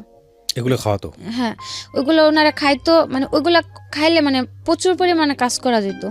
আচ্ছা, মানে কোনো ব্যথা বা কোনো খারাপ লাগা বা কোনো ফিল আসতো না, কিন্তু কাজ করা যেত প্রচুর পরিমাণে। সো আপনাকে এগুলো খাওয়াতে বাধ্য হ্যাঁ, করতো? তারপরে ওনারা বললো যে এটা খায়া দেখো, তোমার কাজ করতে সমস্যা হবে না, এটা ভালো এই সেই। তারপরে কিছু বললাম না, ওই জায়গার মেয়েরা মানে সবাই কম বেশি এগুলা, তারপর বিয়ার, মদ, সিগারেট, এগুলো সবাই নর্মালি খুব করতো। তো এগুলাতে কিছুতে জড়িত ছিলাম না। তারপর ওটা একদিন করলো, তারপরে ট্রাই করার পর দেখলাম যে হ্যাঁ ওটা খায় তো কাজ করলে কোনো রকম কোনো রিয়াকশন হচ্ছে না শরীরে, বা মানে ওনাদের গালিও শুনতে হইতেছে না, আমার কাজ হইতেছে, আমি তো বাড়িই চলে যাম, আমি বেশি কাজ করতে পারলাম আর আরো জলদি দেশে পাঠিয়ে দিব। তো এই হিসাব করে তাদের মতো করে যখন বলতো এটা নিয়ে কাজ করো ওইভাবে কাজ করতাম, যখন না দিত ওইভাবে কাজ করতাম না। এক পর্যায়ে ওনাদের কথা মতো নিতে নিতে মানে ওটা আমার একটা নেশার মতো হয়ে গেল। এই আইসটা মানে ওটা ছাড়া আমি এখন থাকতে পারতেছি না। ওহো, মানে নর্মালি কাজ করা আমার পক্ষে সম্ভবই হয় না। আমি কাজের জায়গায় যা দাঁড়াইলেই আমার প্রচুর রাগ উঠা যায়, কেউ কথা বললে মন চায় আমি মাইরা দিই, মানে এরকম পর্যায়ে চলে গেলাম। এখন আমার মানে এখন আর তাদের দিতে হয় না এটা, এখন আমি এটা খুঁজে বেড়াই যে আমার এটা নিতে হবে, নাহলে তো আমি কাজ করতে পারতেছি না। করতে করতে গেল প্রায় 6 মাস গেল। ওই জায়গায় লোকের মাত্রা ছিল, মানে শনিবার আর রবিবার হচ্ছে মালয়েশিয়াতে হলিডে, মানে সাপ্তাহিক ছুটি থাকে। শনিবার অন্তত কমপক্ষে 30টা কাজ করতে হতো, আর রবিবার এমনও দিন যেত, এমনও রবিবার যেত 70টা 80টা এরকম কাজ করতে হতো। আর নর্মালি পার ডে 20টা 15টা 25টা এরকম ফিক্সড করা ছিল। ওখানে কি পরিমাণ মেয়ে, মানে বাঙালি মেয়েরা দেখেছেন আপনি? প্রচুর পরিমাণ, প্রচুর, মানে এক একটা জায়গাতে 15 থেকে 20টা মেয়ে বাঙালি থাকতো। তার মধ্যে আবার 4-5টা সবারই কি এরকম যে কেউ ইচ্ছাকৃত ভাবে করতেছে, কেউ হয়তো যে বাধ্য হয়ে যাওয়ার পরে কাজ করতে করতে যখন মানে টাকার হিসাবটা বুঝা গেছে তখন ইচ্ছাকৃত ভাবে করতেছে। হয় না, অনেকে ভাবে না যে হয়তো বাধ্য হয়ে খারাপ পথে যেহেতু চলে আসছি আর কি হবে কাজ করে টাকা নিয়ে যাই, হয় না ওরকম ভাবে অনেক কেউ আছে। কেউ যেমন আমাদের মতো নতুন গেছে, তার হয়তো কেউ বাধ্য হয়ে মারধর খায় কাজ কাম করতেছে। আর যারা এজেন্ট ছিল, এজেন্টেরাও কিছু কিছু এজেন্টেরাও কাজ করতো, মেয়েদের দিয়েও কাজ করে। আপনি এই ছেলেটাকে ফোন দিলেন না, যে বাংলাদেশে যে ছেলেটা আপনাকে পাঠালো, ওকে ফোন দিয়ে বললেন না যে তুমি আমাকে জেনে শুনে এখানে কেন পাঠালে? আমি বলছি, উনি বললো যে আমার এগুলা বলে নাই। উনিও বাংলাদেশ থেকে অনেক প্রেশার দিল, প্রেশার দেওয়ার পর ওনারাও বললো যে টাকা পাঠা দাও, পাঠাই দিই, সমস্যা নেই। Nothing is free. আপনাকে মাগনা মাগনা ইচ্ছে নিয়ে গিয়ে আপনাকে একটা সুন্দর কাজ দিবে, এটা মনে করার কোনো কারণ নেই। প্রথম কথা হচ্ছে এগুলো ইললিগাল। আপনি অবৈধভাবে বাংলাদেশ ছেড়ে অন্য দেশে কেন যাবেন, এটা হচ্ছে প্রথম কথা। এটা তো যাওয়াই উচিত না, তাই না? আর আপনি কাজ জানেন, কাজ পারেন, আপনার তো দেশেই কাজ করা উচিত। তারপরেও যাতে এই ধরনের ভুল না হয় সেই জন্যই এই এপিসোডটা। ওকে, তারপর 6 মাসের কাছাকাছি যখন চলে আসলাম তখন তো নর্মালি আমিও কিছুটা নর্মাল হয়ে গেছি, যেহেতু আমার 4-5 মাস অভ্যস্ত হয়ে গেছেন, 4-5 মাস যাবত এগুলো করাইতেছে। তখন আমার মাথাও নর্মালি একটা এরকম থিঙ্ক আসলো যে যাক, জায়গা তো প্রচুর পরিমাণে কাজ করায়, আর হয়তো আমি যদি তাদের সাথে মানে বৈশা 6 মাসের যেহেতু আমার কন্ট্যাক্ট শেষ হলে যদি আমি তাদের সাথে বৈশা মানে 50-50-তে কাজ করতে পারি, হয়তো আমি যে উদ্দেশ্যটা, বাইরে তো আমার যাওয়ার উদ্দেশ্য ছিল টাকাটা, আর বাইরে যাওয়ার আগে মনে করতাম কি যে মনে টাকা হইলে সবার ভালোবাসা কিনতে পাওয়া যায়, বাপ মা হোক ভাই বোন হোক সবারটাই পাওয়া যাবে। দেখতাম মানুষ ভালো মন্দ খাইতে পারলে ভালোভাবে কথা বলে, তা আমি তাই ভাবতাম টাকা দিয়ে বুঝি সবার ভালোবাসা আমি কিনতে পারবো। আমি যদি সবাই টাকা পয়সা দেই, সবাই মনে আমার আদর করবো, আমার সাপোর্ট করবো, যে জিনিসটা আপনার চাইল্ডহুডে মিসিং ছিল। হ্যাঁ, ছোটবেলায় আপনি পান। হ্যাঁ, আর তারপর যখন মানে যে কোনো জায়গায় এখনো পর্যন্ত যদি কাউরে দেখি না পোলাপান মানে মাদের সাথে চলাফেরা করে, বা মারা যখন বাচ্চাদের আদর করে, মানে এই জিনিসটা ছোট থেকে বুঝি নাই, কিন্তু এখন এটা নিয়ে খুব খারাপ লাগে যে কত মানুষের মানুষ বুড়া হয়ে যায় কিন্তু মানুষের বাপ মার কিছু হয় না। আর আজকে যদি আমার মাটা বাইচা থাকতো, হয়তো আমাদের কারো লাইফটা এরকম মানে এরকম ছিন্ন ভিন্ন একটা পর্যায়ে এসে ধার হইতো না, বা আমারও এই সিচুয়েশনগুলোর মুখোমুখি কোনোদিন হতো না। তো এই জন্য আপনার মনে হয়েছে টাকা ইনকাম করি, টাকা ইনকাম করলাম, যদি সবাই টাকা পয়সা দিতে পারে, সবাই বুঝে আমার একটু আদর করবো, হোক না টাকার বিনিময়ে, তারপর সবার থেকে একটু ভালো ব্যবহার তো আমি পাবো। তো যখন 6 মাস গেল তখন আমি ভাবলাম যে থাক, আমি তো এই জায়গাতে কি খারাপ হালে আছি ভালো হালে আছি তা তো আর কেউ দেখতেছে না, সবাই তো মনে করে আমি খুব ভালো হালে আছি। তো ওনাদের সাথে একটা বসে আন্ডারস্ট্যান্ডিং এ যা দেখি, যদি আমার টাকা টোকা দিয়ে কাজ করা যায়, আমি আর কিছুদিন কাজ করে বাবার একটা দোকান দিয়ে দিই, আর বোনের জন্য কিছু টাকা ক্যাশ করে আমি বাড়ি চলে যাম। যেহেতু আমার যা হওয়া তা তো হয়েই গেছে, এখন আমি বাড়ি যদি শূন্য হাতে চলে যাই, হয়তো আমার কিছুদিন পরে আবার একটা স্টেপ নিতে হবে, বা দেশে এসে কম বেতনে কাজ করে আরো কথা শুনতে হবে যে 5-6 মাস বিদেশ থেকে আসলাম, কি করলাম, মানে সব দিক দিয়ে চিন্তা ভাবনা করে আমি ওনাদের সাথে বসলাম। একদিন বসার পর বললাম যে আপনারা তো আমার 6 মাসের কন্ট্রাক্ট আনলেন, 6 মাস তো শেষ, তো আমি যদি এখন বাড়ি চলে যেতে চাই বাড়ি পাঠা দিবেন? পরে ওনারা বললো যে যদি চলে যেতে চাও পাঠা দেন, যদি থাকতে চাও থাকবা, আমাদের কোনো সমস্যা নেই। আর যেহেতু আমি ভয়ে কাজ করতাম, ওনাদের তার আমার কোনো টর্চার করতে হয় না, বা খারাপ কোনো ব্যবহার ওনার আমার প্রতি কখনো যায়নি। আর আমার খুব আদর করতে এই কারণে, মানে আমার যে জায়গায় কাজে দিছিল ওই জায়গায় কেউ বলতো না আমি যে বাঙালি, কালো হাতে সবাই মনে করতো কি ইন্ডিয়া। তো এই কারণে মানে প্রচুর কাজ হইতো, আর কাজের জায়গায় সবাই অনেক আদর করতো, বস টস যারা ছিল, এই কারণে আমার ওই এজেন্টগুলো আমার খুব আদর করতো। ওনারাও মানে ওই 6 মাস আমার সাথে ওরকম ভাবে ছিল যাতে আমি 6 মাস পর থাকতে রাজি হই। তারপরে ওনারা খুব আদর করতো, মানে ওনারা আমার এরকম ভাবে রাখছে বা বুঝাইছে যে তুমি যদি থাকো ভালোভাবে থাকবা, এটা সেটা, বা আমিও ছিলাম, দেখলাম তো ভালোই। তারপরে আমি আবার রাজি হলাম যে ঠিক আছে। আপনাদের যে এই ধরনের কাজের মধ্যে জড়িয়ে গেছেন বা করাচ্ছে সবাই, আপনাদের নিয়মিত মেডিকেল চেকআপটা করা হতো, ডাক্তারি চেকআপটা করা হতো? না করানো হতো না, ওদিকে ওরকম ভাবে কোনো কাজ করাইতো না, যে মানে কোনো স্বাস্থ্য পরীক্ষা যেটাকে বলে, হ্যাঁ এগুলো করানো হতো না? না না, এটা তো এক ধরনের মানে মৃত্যুকূপ যেটাকে বলে। তো মানে কখনো ডাক্তারের কাছে চিকিৎসা করতে নিয়ে যেত না, কোনো প্রবলেম হলে ওগুলোর জন্য নিয়ে যেত। তারপর ওনার সাথে বসার পর আমি বললাম যে আমার যেহেতু কন্ট্যাক্ট শেষ, আর সো মিউচুয়ালি 50% বা এরকম কোনো কিছু। হ্যাঁ, তো আমি যদি এখন থাকতে চাই আমার কিভাবে রাখবেন? পরে বললো যদি থাকতে চাও বেতনে থাকতে চাও বেতনে থাকতে পারো, আর যদি 50-50-তে থাকো তাও থাকতে পারো, যদি যেহেতু কন্ট্যাক্ট শেষ। আমি ভাবলাম যে যদি আমি চাইলে পারতাম মানে ডাইরেক্টলি একা কাজ করতে, মানে আমি যা কাজ করতাম টাকাগুলো আমার থাকতো, যদি তাও আমি বলতাম রাজি হতো। যেহেতু কন্ট্যাক্ট শেষ, তাদের টাকা দুইটাই গেছে।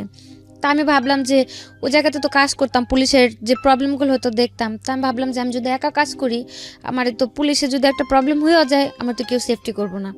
আর দ্বিতীয় কথা হচ্ছে তাদের যদি আমি কিছু টাকা দিয়ে হাত করে রাখি, আমার যত বড় প্রবলেমই হোক, যত তারা ব্যবসা করে তাদের সাথে ওরকম লোকেদের সাথে অবশ্যই হাত আছে, ওনারা আমার সাপোর্ট করব।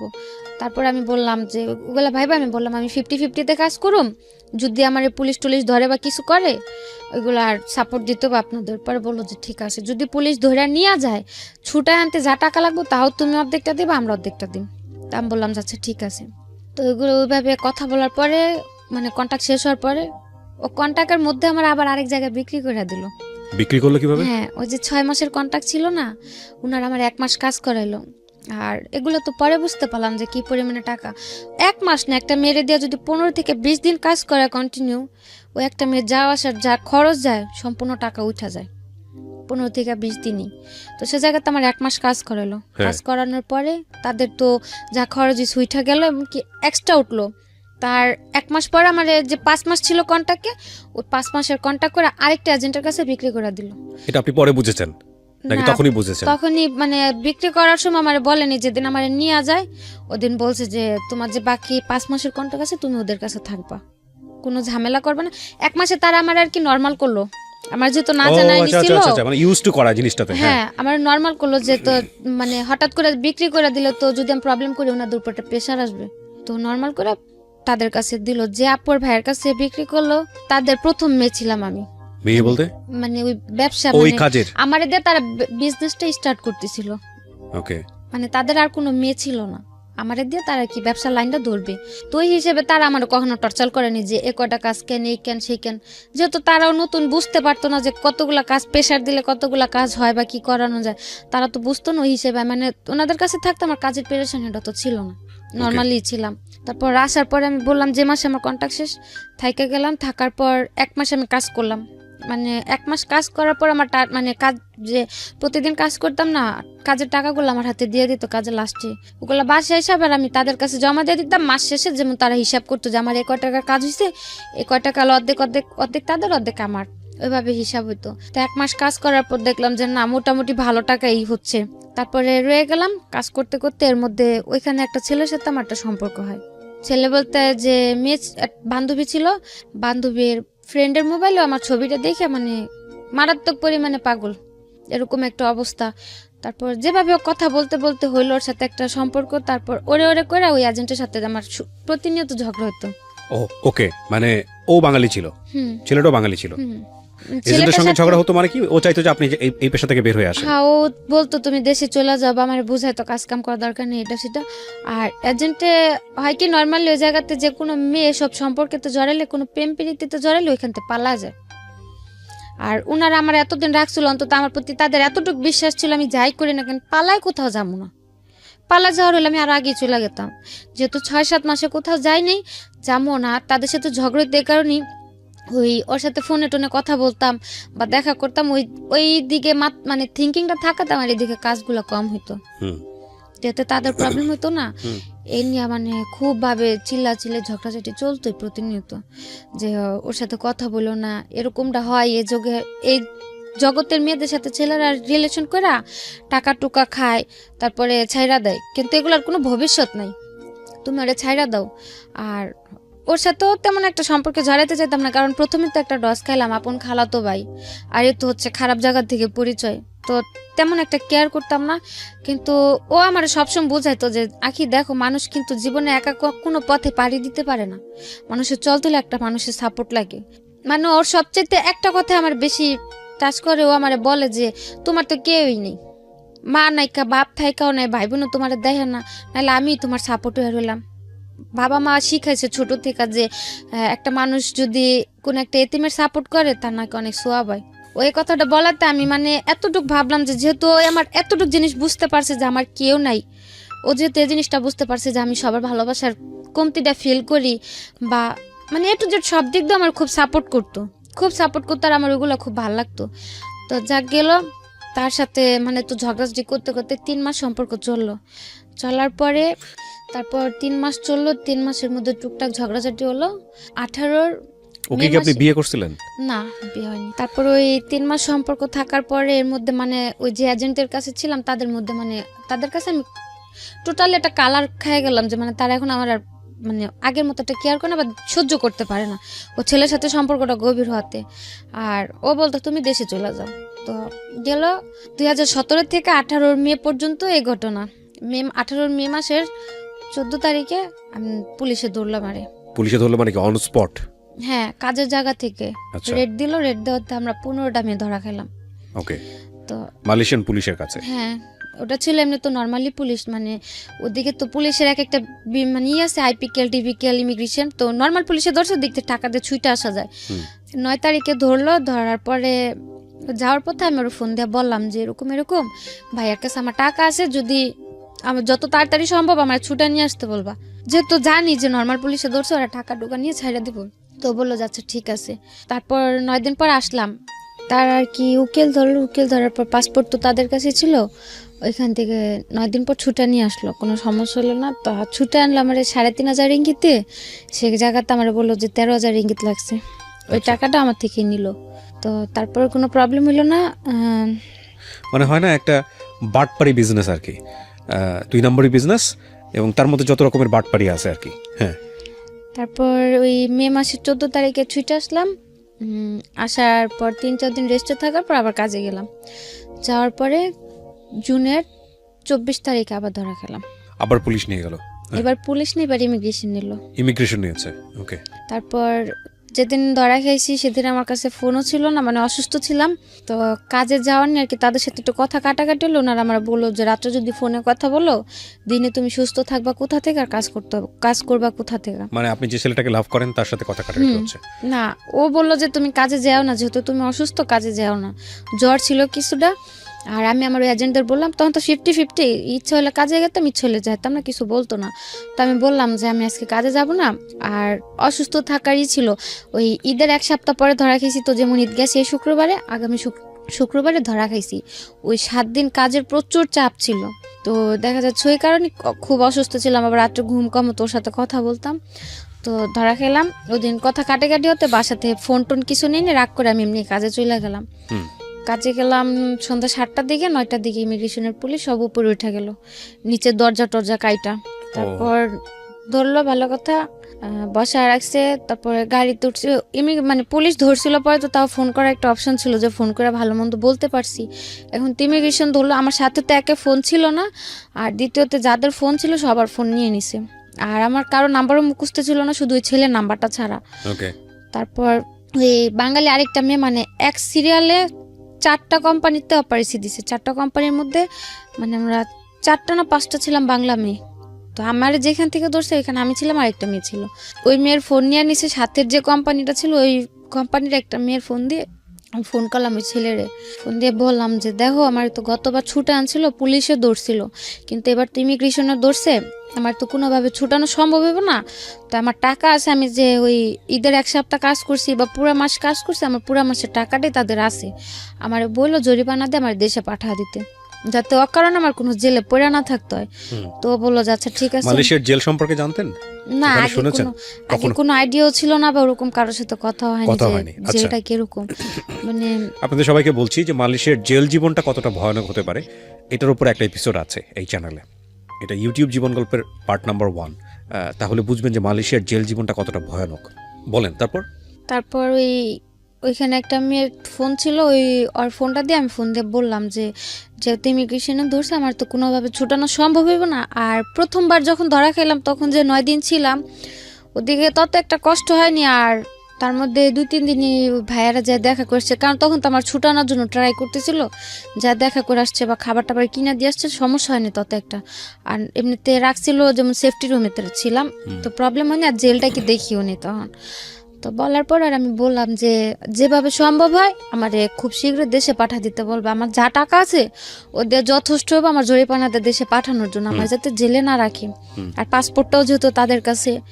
তো বললো যে আচ্ছা ঠিক আছে, তুমি কোনো টেনশন করো না, কান্নাকাটি করো না, এদিক থেকে তাদের যতটুকু প্রেশার দেওয়ার বা যতটুকু কি করার আমি করুম, তুমি কোনো কান্নাকাটি করো না। আচ্ছা। গেল। তারপর 3 দিনের দিন যখন যাওয়ার পরে 3 দিনের দিন যখন স্টেটমেন্ট নিতে আনলো, তখন স্টেটমেন্ট দেওয়ার পর ওনারা আমার বললো যে তোমার পাসপোর্ট কার কাছে। আর পুলিশে ধরার পর যদি বলে যে এজেন্ট আছে বা কিছু, তাহলে হয়তো তার যেমন যদি আমি তখন বলতাম যে আমার এজেন্ট আছে, তাহলে হয়তো আমার এজেন্টটা খোঁজার জন্য আমার যে জায়গায় জেল হয়েছে 3 মাস, সে জায়গায় হয়তো 6 মাস 1 বছরও হইতে পারতো এজেন্টের খোঁজার জন্য। তো তারা যাওয়ার পরে শিখাই দিছিল যে যদি কোর্টে উঠায়, তাহলে যদি জিজ্ঞেস করে যে তোমার কি অপরাধ আছে নাকি, মানে মালয় ভাষাতে, তাহলে বলবা যে হ্যাঁ আমার অপরাধ আছে। যেহেতু আমি ট্যুরিস্টে ঢুকলাম, ভিসা তো 1 মাসের ছিল।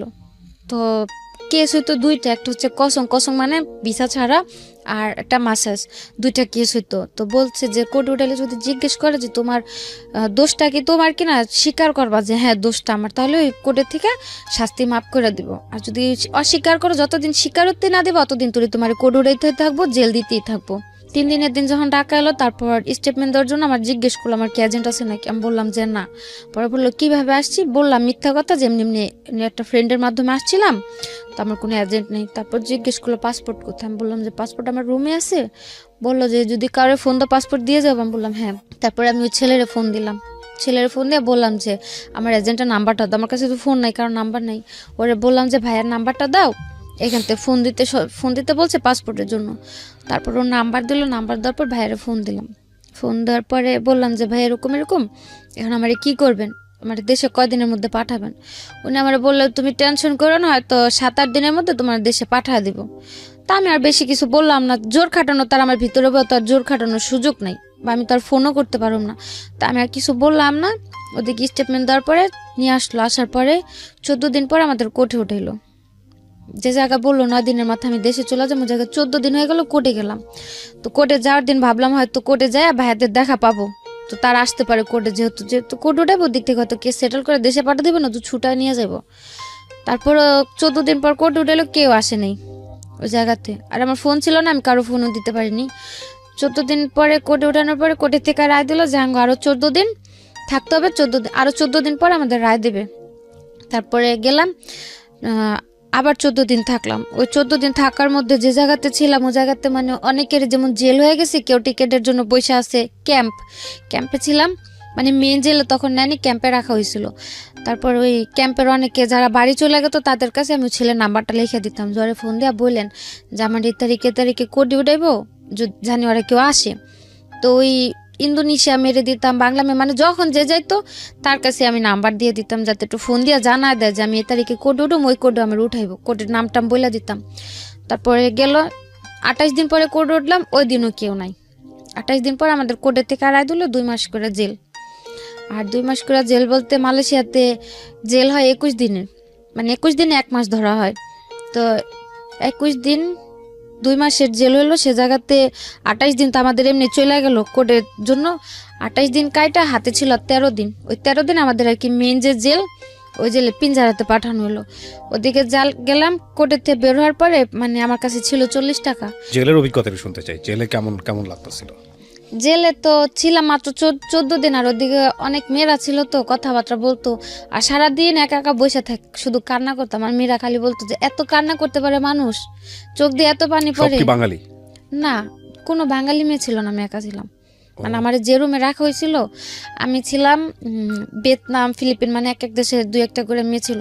কারণ আরো বাংলা মেয়েরা ছিল, সবার থেকে বয়স আমার কম ছিল, এই কারণে আমার আলাদা মানে বয়স কম যে মেয়েদের ওদের সাথে রাখা হয়েছিল। আর যাদের বয়স বেশি ছিল তারা মানে সাথে যারা ধরা খাইছে সবাই একসাথে ছিল, আমার একা একা এক জায়গায় রাখা হয়েছিল। মানে আমাদের যে গ্রুপ ছিল ওর মধ্যে আমার একা এক জায়গায় রাখা হয়েছিল। ওদিকে যেমন অল্প বয়সে যারা, তাদের দিয়ে কোনো কাজ করাইতো না, বিকাল হলে খেলতে নিয়ে যেত, টিভি টুভি দেখাইতো, তারপরে ABCD এগুলো পড়াইতো। মানে ছোট বাচ্চাদের জন্য ওগুলো আলাদা। ওদিকে আর কি 12-13 বছর থেকে নিয়ে 21 বছর পর্যন্ত ওই জায়গায় রাখা হইতো। আর তখন তো বয়স ছিল 19, তো ওই জায়গাতে আমারও রাখা হয়েছিল। তো তেমন কষ্ট একটা হয়নি, কারণ বিকেল হলে বাইরে নিয়ে আসতো, হাঁটাহাঁটি। কষ্ট বলতে এতটুকু ছিল, জেল তো জেলই, তো খাবার দাবার শোয়া এগুলোতে একটু প্রবলেম ছিল। তারপর কোর্টের থেকে যখন পিঞ্জারায় পাঠালাম, ও ছেলেরে ফোন করলাম যে তোমার আমি বারবার করে বললাম, ভাইয়ারে ফোন দিয়ে বললো আমার জন্য বাড়ি পাঠা দেয়, কিছু তো করলো না, বরং আজকে কোর্টের থেকে আমার 2 মাসের রায় দিয়ে দিল, 2 মাস জেলের। তা তুমি কি করলা? তো আমার কথাটা শুনে কান্না করে দিছে যে তোমার টাকা ছিল, তুমি বললা, তারপরেও তোমার এজেন্ট আমার থেকেও আরো 2000 রিঙ্গিত নিল, বললো যে টাকা আরো 2000 টাকা দিলে তোমার জরিপানাতে দেশে পাঠা দিব। তারপরেও টাকা দিল, মানে আমার কথাটা শুই না যেমন এক প্রকার ও পুরো হ্যাং হয়ে গেছে, যে এদিকে টাকাও দিল, ওদের সাথে তো কন্টিনিউ যোগাযোগ করতেছে, কিন্তু ওরা তো বলতেছে যে সব ওকে হয়ে গেছে, আমি দেশে চলে যাম 2-1 দিনের মধ্যে। ওই মুহূর্তে শুনতে পেলো যে আমার এখন পিঞ্জারাতে পাঠাইতেছে। তারপরে বললো যে দেখো আমার তো টাকা টুকাও নিল, আর পাসপোর্টও যেহেতু ওদের কাছে, আমার তো আর কিছু করার নাই, তখন আর কি করবো, কোর্টে তো রায় দিয়ে দিছে, এদিকে তো আর কিছু করার নাই, তো আর কতদিন থাকতে হইব? তারপর আমি বললাম যে আর 14 দিন বা 15 দিন আমার পিঞ্জারা থাকতে হইব। পরে বললো যে ওদিক থেকে আসার পর টিকিট দিয়ে দিলে বাড়ি পাঠা দিব না? আমি বললাম যে হ্যাঁ, যেদিন আমার ওই পিঞ্জারা থেকে ক্যাম্পে পাঠাইবো 14 দিন পরে, আমার টিকিট আজকে টিকিট দিয়ে গেলে আমি কালকে বাড়ি চলে যেতে পারবো, আমার কোনো সমস্যা হইব না। পরে বললো যে আচ্ছা ঠিক আছে, তুমি যাও, আমি তাদের সাথে কথা বলে রাখি যাতে তোমার টিকিটটা 14 দিনের মধ্যে পরে দেওয়ার জন্য তার প্রস্তুত নিয়ে থাকে। আমি বললাম যে আচ্ছা ঠিক আছে। তারপর 14 দিন ওই জায়গাতে গেল। 14 দিন পরে 1 তারিখে না যেন, আগস্টের 1 তারিখে মেবি, 1 তারিখে না যেন 5 তারিখে আমাদের ক্যাম্পে আনলো। ক্যাম্পে আনার পরে আমি ওর ফোন দিলাম, ক্যাম্প যেদিনকে পিঞ্জারা থেকে ক্যাম্পে আনলো ওই দিন রাস্তা থেকে আমি ওর ফোন দিলাম, ফোন দিয়া গাড়িতে অন্য মানুষের ফোন দিয়ে। আপনি কি ওরে ভালোবাসতেন? হুম, আচ্ছা, ওকে। মানে আমার খুব কেয়ার করতো, একটু যে মানে যত প্রবলেম, বাড়ির প্রবলেম হোক বা আমার প্রবলেম হোক, সবকিছু তো খুব সাপোর্ট করতো। এর সাথে পরিচয় আপনার এই ধরনের কাজ করতে গিয়ে? না, ওই কাজের জায়গা থেকে নয়, ওইদিকে আমার একটা বান্ধবী ছিল। যাই হোক, আমি জানতে চাচ্ছি না। ওকে, তারপর ওরে ফোন দিলাম, ফোন দিয়ে বললাম যে দেখ আমার আজকে ক্যাম্পে পাঠাইতেছে, যত তাড়াতাড়ি সম্ভব ওর পাসপোর্টটা নিয়ে আমার টিকিট দিয়ে দিও, আমি বাড়ি চলে যাম। ও কি করতো মানে এর সাথে? ও জব করতো ইঞ্জিনিয়ারিং এ, ইঞ্জিনিয়ারিং এ জব করতো? কম্পিউটারে। ওকে। বলার পরে আমি বললাম যে আমার আজকে ক্যাম্পে পাঠাইতেছে, যেভাবে সম্ভব আমরা বাড়ি পাঠা দেওয়ার করো, আর ওরা টাকা টুকা চাইলে তুমি আর টাকা দিও না, এখন আর আমার কোনো খরচ নেই, শুধু টিকিটটা কিনে দিব। আর নর্মালি একটা এজেন্টের দায়িত্ব থাকে যে একটা মেয়ে যদি ধরা পড়ে তার টাকা না থাকলে টিকিট কাইটে দেশে পাঠানোর। তারপরে ও বললো যে আচ্ছা ঠিক আছে, কোন ক্যাম্পে নিছে কইতে পারো? তো আমি বললাম যে আমি জানি না কোন ক্যাম্পে আনছে এখনো, তো যদি আমি পারি কোনো রকম ভাবে কারো কাছে নাম্বার দিই, তোমার কাছে ঠিকানা বা আমার বডি নাম্বারটা আমার আমি পাঠাই দিমুনি। ও বললো যে আচ্ছা ঠিক আছে। তারপরে যখন ক্যাম্পে নিয়ে গেল, ক্যাম্পের নামটাম জানতে পারলাম, মানে ওই জায়গাতে একজন একজন করে নেয়, যেমন সাথে টাকা টুকা জিনিসপত্র থাকলে সব জমা দিয়ে একটা রিসিপ্ট দেয়, একটা বডি নাম্বার দিয়ে দেয় যে কোন ব্লকে থাকবে, কত বডি নাম্বার, ওইগুলো দিতে। মানে অনেক লোক ছিলাম তো, সিরিয়াল ছিল অনেক, তো প্রায় লাস্টের দিকে ছিলাম আমি, ওই সিরিয়ালগুলো দিতে দিই। তারপর আমাদের সাথে কিছু লোক ছিল নতুন ধরে আনছে, ওদের কাছে ফোন ছিল, এখান থেকে একটা ফোন নিয়ে আমি ফোন দিলাম আমার বাড়িতে মেজোপুর গেছে, যে যেহেতু ও দিক দিয়ে প্রেশার দিতেছে, ওরাও যদি জানে, ওরা হয়তো এজেন্টের ফোন দিয়ে বলবো আমার টিকিটটা দিতে। তো ওই লোকটা নাম্বার দিয়ে ফোন দিলাম মেজাপুর ছেলে ফোনটা ধরে বললো যে আম্মু বাইরে গেছে। তা আমি বললাম ডাক দিয়ে দাও। ও ডাক দিতে দিতে ওই লোকের ফোনটা গেল বন্ধ হয়ে, তো বন্ধ হয়ে গেল। আমার যে স্লিপ দিল, একটা রিসিপ্ট দিল, ওই রিসিপ্টের ভিতরে মানে একটা সাইন উঠলো, আমার ফোন কল অলরেডি হয়ে গেছে। তো আমি আর কিছু করলাম না, আমি ওদিকে বসে বসে কান্না করতেছি। মানে 3 দিন পরে একটা মাস্টার কল করার সিস্টেম দেয়, মানে ওদিক থেকে ফ্রিতে। তা আমার তো আর ওই কলটা করতে দিব না, যেহেতু আমার এই জায়গাতে সাইন উঠে গেল।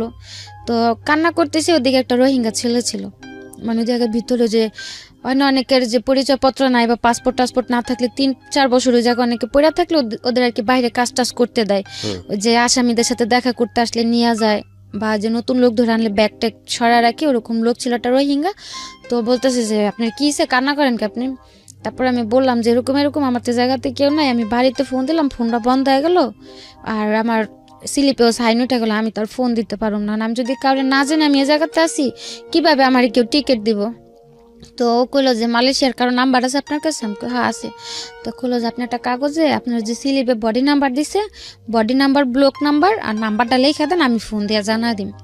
তারপর ওই ছেলের কাছে আমি ওই ছেলের নাম্বার লিখে দিলাম, আমার বডি নাম্বার কত ব্লক লিখে দিলাম। তারপর ওই ছেলে ফোন দিল ওর কাছে, ওরে ফোন দিয়ে বলছে যে আমি এরকম এরকম এই জায়গাতে আছি, এত এত আমার বডি নাম্বার। তারপর ও আবার আমার এজেন্টের কাছে গেছে, ওই বাইরের ওই ছেলেটা, যাওয়ার পরে বলছে যে আমার এই জায়গাতে নিয়ে আসছে, আমার টিকিট দিব কবে? ওরা বলতেছে পাসপোর্ট দিয়া দিছে, মানে কোম্পানির লোকের কাছে পাসপোর্ট দিছে, টাকা দিয়ে দিছে, ওরা টিকিট দিয়ে যাবে। এসে করতে করতে প্রায় 15 থেকে 20 দিন যায়। ওই 15-20 দিনের মধ্যে এই ছেলে আবার ওরা একটা ফ্রেন্ডে পাঠায় আমার সাথে জেলে দেখা করতে। তারপর ওরকম করতে করতে আমার এজেন্ট আবার ওর কাছ থেকে টাকা নিল আবার। ওকে। টিকিট দিবে বলে আরো 2বার টাকা নিল। যখন আমার জেল টেল শেষ হলো তখন ও আবার 2বার টাকা দিল। আচ্ছা। দেবার পরে যখন 3য় সপ্তাহ আমার সাথে দেখা করতে গেছে, তারপরে ওর বন্ধুটা বলতেছে যে আপা দেন আপনার পাসপোর্টটা আপনার এজেন্টে দিতে আছে না, আর ও 2-3বার করে টাকা দিছে, ওরে পাসপোর্টও দেন, আপনার টিকিটও দিতে হয় না।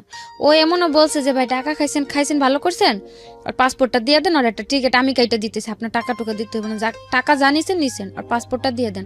আর পাসপোর্টটা বারবার চাইতেছিল এই কারণেই যে মালয়েশিয়ার জেলে যদি ট্রাভেল পাসের ফর্ম কেউ ফিল আপ করে, অন্তত পক্ষে 7 থেকে 8 মাস ওই ট্রাভেল পাসের স্লিপের জন্য বসে থাকতে হয়। মানে বাংলাদেশ এম্বাসি হয়ে এখান থেকে একটা কাগজ যাব, ওই কাগজটার জন্য 7 থেকে 8 মাস অপেক্ষা করতে, যাদের পাসপোর্ট নেই। আর যদি আমার পাসপোর্ট না দিত তাহলে হয়তো আমার আরও 7 থেকে 8 মাস জেলে থাকতে হতো। তার জন্য বারবার যাওয়ার কথা, টাকা খাইতেছে খাক, তার পাসপোর্টটা দিয়ে দেখ। আর এই চান্সে ও টাকা খাচ্ছে। আর তারপর 3বার 3য় সপ্তাহ যখন দেখা করতে যাওয়ার পর আমি কান্নাকাটি করে বলছি যে ঠিক আছে ও এবার কী করবো, বারবার টাকা দিতেছে। আমি বলছি যে ওরা টাকা দিতে নিষেধ করেন, আমি ট্রাভেল পাসের ফর্ম ফিল আপ করে দিচ্ছি, যদি আমার ফর্ম আসে আমার দেখতে ফোন করতে দিব, ট্রাভেল পাস আসলে যে কাউরে ফোন দিয়ে বলো টিকিট দিয়ে যাওয়ার জন্য। তখন আমি ফোন দিয়ে বললো, ওরা এসে বললেন আমার টিকিট দিয়ে তার টাকা টুকা লাগবে না। তারপর ওই ছেলে মানে ওই কথা শোনার পরে যে পুলিশের কাছে একটা রিপোর্ট করলো যে এরকম এরকম আমি জেল আছে, আমার পাসপোর্ট আমার এজেন্টের কাছে, আমার টিকিট দিতেছে না।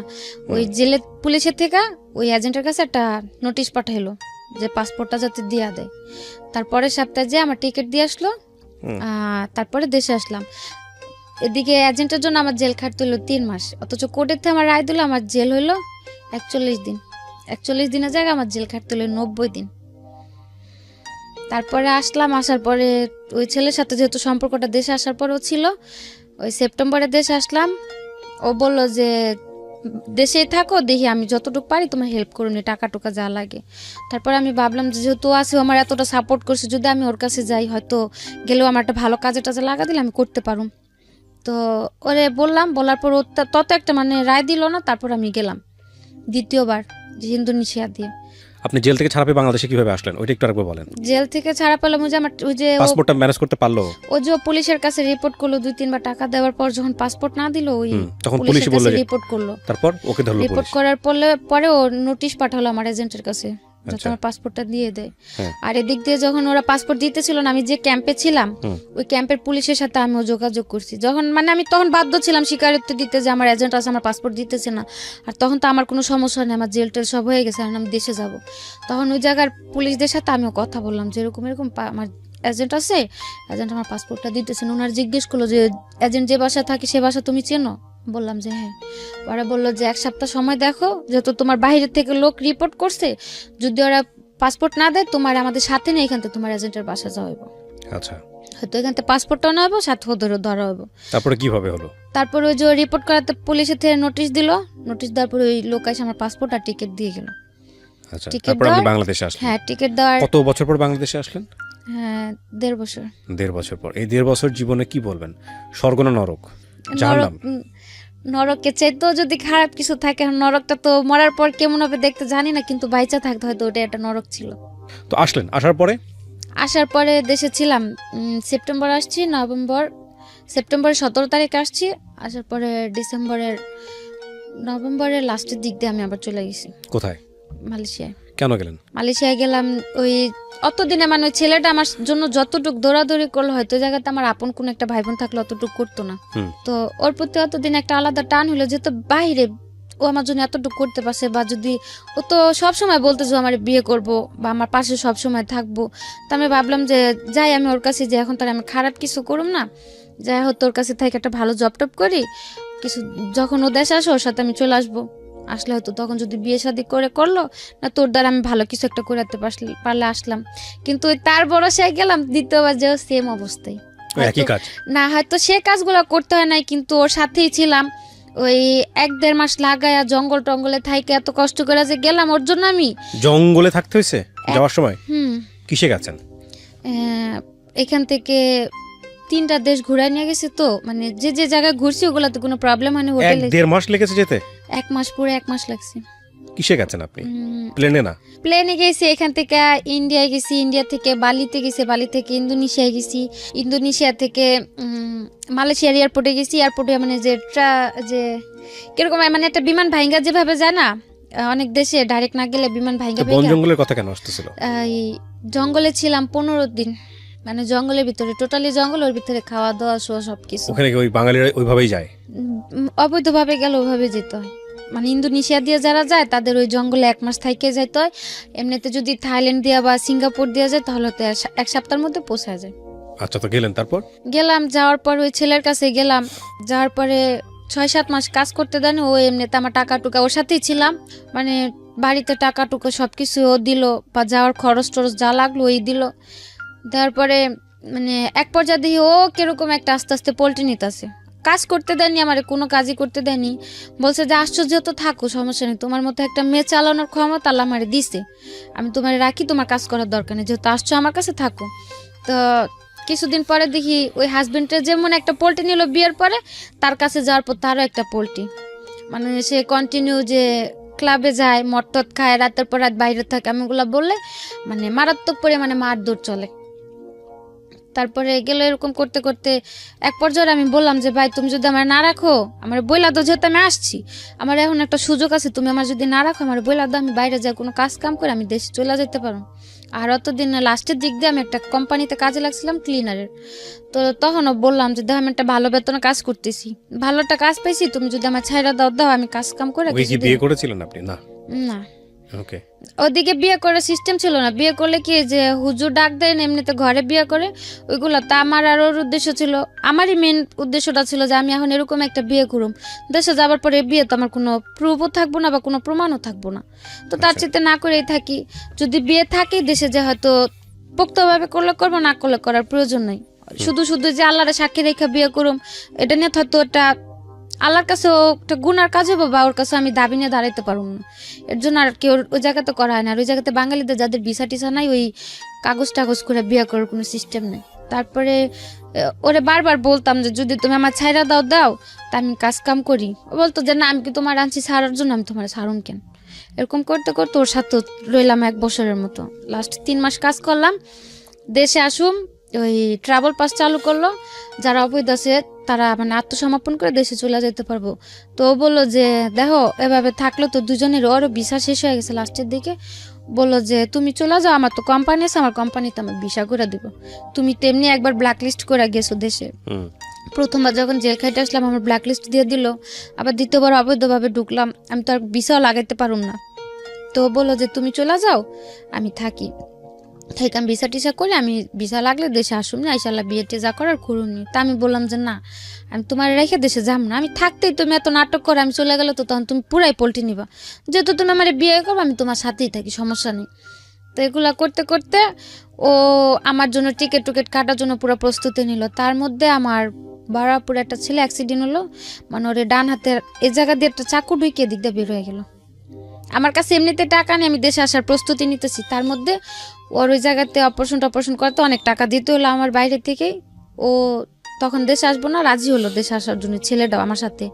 তারপরে আমি বলছি যে তুমি আমার টিকিট কাটবা, এত কিছু করবা, কোনো লাভ হইব না, যদি তুমি না যাও যেদিনকার ফ্লাইট থাকবো দিন আমি পলা যাম, দেখবা 3-4 দিন পর আবার আয়া পড়ছি, কিন্তু আমি তোমার রেখে দেশে যাম না। তারপরে এক পর্যায়ে ওর বাবা ফোন দিয়ে বললো যে দেশে নাকি ওর একটা চাকরি হয়েছে, ওরে দেশে চলে আসতে, তারপরে ও রাজি হলো আসার জন্য। একসাথে টিকিট পাইলো না, আমারটা ডিসেম্বর 14 তারিখে করলো, ওটা 17 তারিখে করলো। আসার সময় বারবার করে বললো যে তুমি যাও, তুমি কোনো টেনশন করো না, আমি তো আসি দেশে, যে আমি তোমার লগে কোনো পোল্ট্রি নিবো না, তুমি চলো, আমিও তো দেশে আইতেছি। আসার পর আল্লাহ বিয়ে শাদী যা করার করুনি। আসলাম দেশে, আসার পর 15-20 দিন ভালোই ছিল। এখন পুরাই পোল্ট্রি, পুরা পোল্ট্রি বলতে মানে মানুষ অত বড় পোল্ট্রি নিতে পারে না দেখলে হয়তো জানতাম না। সো আপনি আবার যাবেন না মালয়েশিয়াতে? না, আর যাও কার কাছে, আর যাওয়ার কোনো প্রয়োজন নেই। প্রথমে তো গেলাম ফ্যামিলির দিক দিয়ে চিন্তা করে, বা প্রথম গেছে ফ্যামিলির দিক দিয়ে চিন্তা করে, সেকেন্ড টাইম গেছে একজন মানুষকে ভালোবেসে। এখন কিভাবে চলতেছে আপনার? এখন ওই ছেলের সাথে কথা হয়, এমনিতে আমার টাকা টুকা লাগলে যদি আমি ফোন দিয়ে বলি, টাকা টুকা দেয়, কিন্তু কোনো কথা বলে না, যোগাযোগ করে না। এছাড়া আপনি কোনো কাজ কাম করেন? গত মাসে একটা চাকরিতে জয়েন করছি, তো করতেছি টুকটাক। কেন বললেন এই গল্পটা? আবার এই প্রশ্নটা করি। গল্পটা বলার উদ্দেশ্য এইটুকুই ছিল যে অনেক মেয়েরাই বাইরে যায়, যেহেতু আমি মালয়েশিয়াতে, অন্য অন্য দেশের গুলো তার আমি বলতে পারি না, বা আসার সময় এয়ারপোর্টেও দেখছি সৌদি থেকে অনেক মেয়েরা প্রায় 1-1.5 মেয়ে সিরিয়ালে দাঁড়ায় আছে। জিজ্ঞেস করলাম, মানে ওদের সাথে আমারও মনে করছিল আমি সৌদি থেকে আসছি। এবার আসার সময় আমি 2-3 ঘন্টা লেটে এয়ারপোর্টের থেকে বেরোলাম, ওই যে ওদের সাথে আমার সিরিয়ালে দাঁড় করা রাখলো।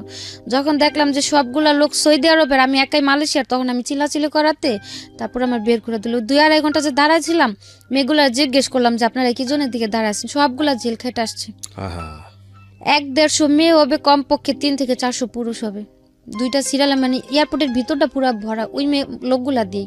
এছাড়া সাথে যেসব লোক সব বের হয়ে গেছে। তো তাদের মধ্যে দাঁড়া থাকার পর জিজ্ঞেস করলাম, মেয়েগুলা বললো যে দেখেন এরকম এরকম আইনা কাজের নিচে নেওয়ার পরে এখন যে বাড়িতে কাজ করি তারাও নির্যাতন করে, বাইরে থেকে লোকেরাও এসে নির্যাতন করে, লাস্টে টিকতে না পেরে পুলিশের কাছে যে আত্মসমর্পণ করছি, এই জেল খাটটা এখন দেশে আসছে আমরা সবাই। কি একটা ইমেজ দাঁড়ায় দেখেন। এটা তো আমার এইখানে, এটা কিন্তু আমার এখানে এপিসোডটা ফার্স্ট টাইম না, বাংলাদেশের বিভিন্ন মিডিয়াতে, টেলিভিশন চ্যানেলে এই নিউজগুলো আসে, হরহামেশাই আসে। ইমেজটা কি দাঁড়ায় দেখেন। প্রথমত আমাদের সামাজিকতা জায়গাটা থেকে এই ধরনের মেয়েরা যখন দেশে ফিরে আসে খুব একটা ভালো চোখে দেখা হয় না, এবং ওখানে যে যাবে গিয়েও একটা ট্র্যাপের মধ্যে পড়ে যায়, বের হতে পারে না। মানে একটু ভালো থাকার জন্য কি ভয়ঙ্কর রকমের যুদ্ধ। আর আপনি আজকে যেভাবে সাফারার, এটার জন্য তো আপনি নিজেও দায়ী। হ্যাঁ, আপনার বয়স একটা ফ্যাক্ট ছিল যে ওই বয়সে আপনি বুঝেন নাই, কিন্তু আমি নিশ্চিত যে যারা অনেক বয়স্ক, যারা হয়তো 18 বছর পার করে ওই দেশে গেছে, তারা অনেক বুঝে শুনেই গেছে, তাদের জন্য আজকের এপিসোডটা কাজে লাগবে। তো আপনি নিশ্চয়ই ভুল করেছিলেন, কারণ 15-16 বছর বয়সেও যদি আপনি গেছেন, 18 বছরের আগে তো গেছেন আপনি দেশের বাইরে। লেবার লতে তো 18 বছরের আগে তো দেশের বাইরে যাওয়ার আমার জানা মতে নিয়মই নাই বাংলাদেশ সরকার থেকে। তো এটা তো আপনি এক ধরনের অপরাধী করেছেন। এবং যাওয়ার পরে আপনি যেটা বলছিলেন যে আপনি এক পর্যায়ে মেনে নিলেন যে না, এই জবটাই আপনি করবেন পয়সা ইনকাম করার জন্য। পয়সা ইনকাম করতে পেরেছেন? ওই যে সব জেলে পুলিশের কাছে গেছে। হ্যাঁ। সো আসলে লাইফে কোনো শর্টকামিং কোনো পথ নাই যে আপনি শর্টকাট একটা মেরে দেবেন দিয়ে আপনি লাইফে অনেক বড়লোক হয়ে যাবেন, অনেক কিছু হয়ে যাবেন। That is really difficult. এটা হয় না। যতদিন কন্টাক্টে ছিল, যদি ততদিনের মধ্যেও পুলিশে ধরতো, তাও মনের একটা সান্ত্বনা দিতে পারতাম যে দেশে চলে গেলাম। যখন কন্ট্রাক্টটা শেষ হলো, 1 মাস কাজ করলাম, টাকাগুলো নিয়ে বাড়িতেও পাঠাইনি। মানে টাকাগুলো বাড়িতে পাঠাবো, যেমন কালকে পাঠাবো, আজকে কাজে গেছি, যে কাজের থেকে আইসা বাড়ি থেকে নাম্বার নিয়ে টাকাগুলো পাঠাবো, ওই দিন রাত্রি পুলিশে ধরলো। এখন ভবিষ্যৎ পরিকল্পনা কি? আপনি রাইট নাও কত বয়স, কত আপনার? আবারও জিজ্ঞেস। 21 বছর। জীবনের অনেক লম্বা একটা পথ পড়ে আছে। এখন কি চিন্তা করেন ভবিষ্যৎ নিয়ে? এখন চিন্তা করার আর কিছু নাই। এখন মনে করি যে যেহেতু দেশে আসছি, একটা জব পাইছি, করতে থাকি, উপরে আল্লাহ যা রাখছে কপালে তাই হবে। কিন্তু কোনো বাইরে যাওয়ার বা কোনো সম্পর্কতে জড়ানোর এ ধরনের কোনো চিন্তা আপনাকে যে মানুষটা আপনার জীবনে পরবর্তীতে আসবে, যদিও খুব ব্যক্তিগত প্রশ্ন হয়ে যায় এটা, আপনি কি চিন্তা ভাবনা করেছেন? তাকে আপনি আপনার জীবনের অতীতটা বলতে পারবেন? আমার উদ্দেশ্যটা শুরু থেকে একটাই ছিল যে এমনিতেও তো ছোট থেকে কারো কাছে ভালো কিছু পাইনি, বা ফিউচারে কি বর্তমানে কি কারো সাথে যদি কোনোদিনও জড়ায় যায়, বলা তো আর যায় না। যে আমার অতীতটা যায় না আমার অ্যাকসেপ্ট করবে, আমি তার সাথেই থাকবো। কারণ এসব কথা তো কখনো লুকানো থাকে না। যদি দেখা গেতেছে একটা সম্পর্কতে জড়াই গেলাম, বা কিছুদিন থাকার পর যখন আমার এই অতীতগুলো সে জানতে পারবো, তখন কিন্তু খুব ভয়ঙ্কর একটা পরিস্থিতিতে পড়তে হবে। তার চাইতে আমার অতীতটা যায় না যে আমার অ্যাকসেপ্ট করবো, আমি তার কাছেই যাব। আমাদের সামাজিকতা কি তৈরি হয়েছে যে একটা মেয়ে যার কোনো অপরাধ নাই, ভুল নাই, কিন্তু এরকম একটা ঘটনায় জড়িয়ে গেছে বা জড়াতে বাধ্য করা হয়েছে, সেই মেয়েটাকে আমরা পাবলিকলি ফোকাস করতে পারি? অপরাধ তো ওর নাই, পারি না, কারণ আমাদের সমাজটাই তো এখানে বিকলাঙ্গ চিন্তার অধিকারী। অপরাধ ওর না, তারপর ওকে আমাদের হাইড করতে হচ্ছে। সো অনেক সময় লাগবে পরিবর্তন আসতে, কিন্তু ওর যে চিন্তাটা ব্যক্তিগত পর্যায়ে, সেই চিন্তাটাকে আমি স্যালুট করি। জীবনের সমস্ত কিছু জেনেই যেন ওর কাছে মানুষ আসে। আরেকটা বিষয় আমি বিশ্বাস করি, সেটা হচ্ছে আমৃত্যু পর্যন্ত নিজের ভুলগুলো বুঝে নিজের জীবনটাকে সংশোধন করার সুযোগ আছে, সেটা আল্লাহ আমাদেরকে দিয়েছে। সো সেই জায়গাটা থেকে আপনি যদি ব্যক্তিগতভাবে মনে করেন যে যে ভুলগুলো হয়ে গেছে আমার অপ্রাপ্ত বয়স থাকা অবস্থায়, সেগুলোর জন্য আপনি নিজেও রেসপন্সিবল ছিলেন না, উদ্দেশ্য ছিল মহৎ কিন্তু আপনি ট্র্যাপে পড়ে গেলেন, সেটার জন্য আল্লাহ আপনাকে একটা ভালো দিক নির্দেশনা দিক, আপনাকে ভালো পথে পরিচালিত করুক, সেটা একটা বিষয়। আরেকটা হচ্ছে যারা আজকে আপনার এই গল্পটা শুনলো, আমি নিশ্চিত যে এই গল্পটা শোনার পরে কোনো বাবা মাই তার সন্তানকে অবৈধ পথে বিদেশে পাড়ি জমানোর কথা বলবেন না। একবার দুইবার 3-4 বার বাইরে গেলাম, কখনো মানে ফ্যামিলি থেকেও আমার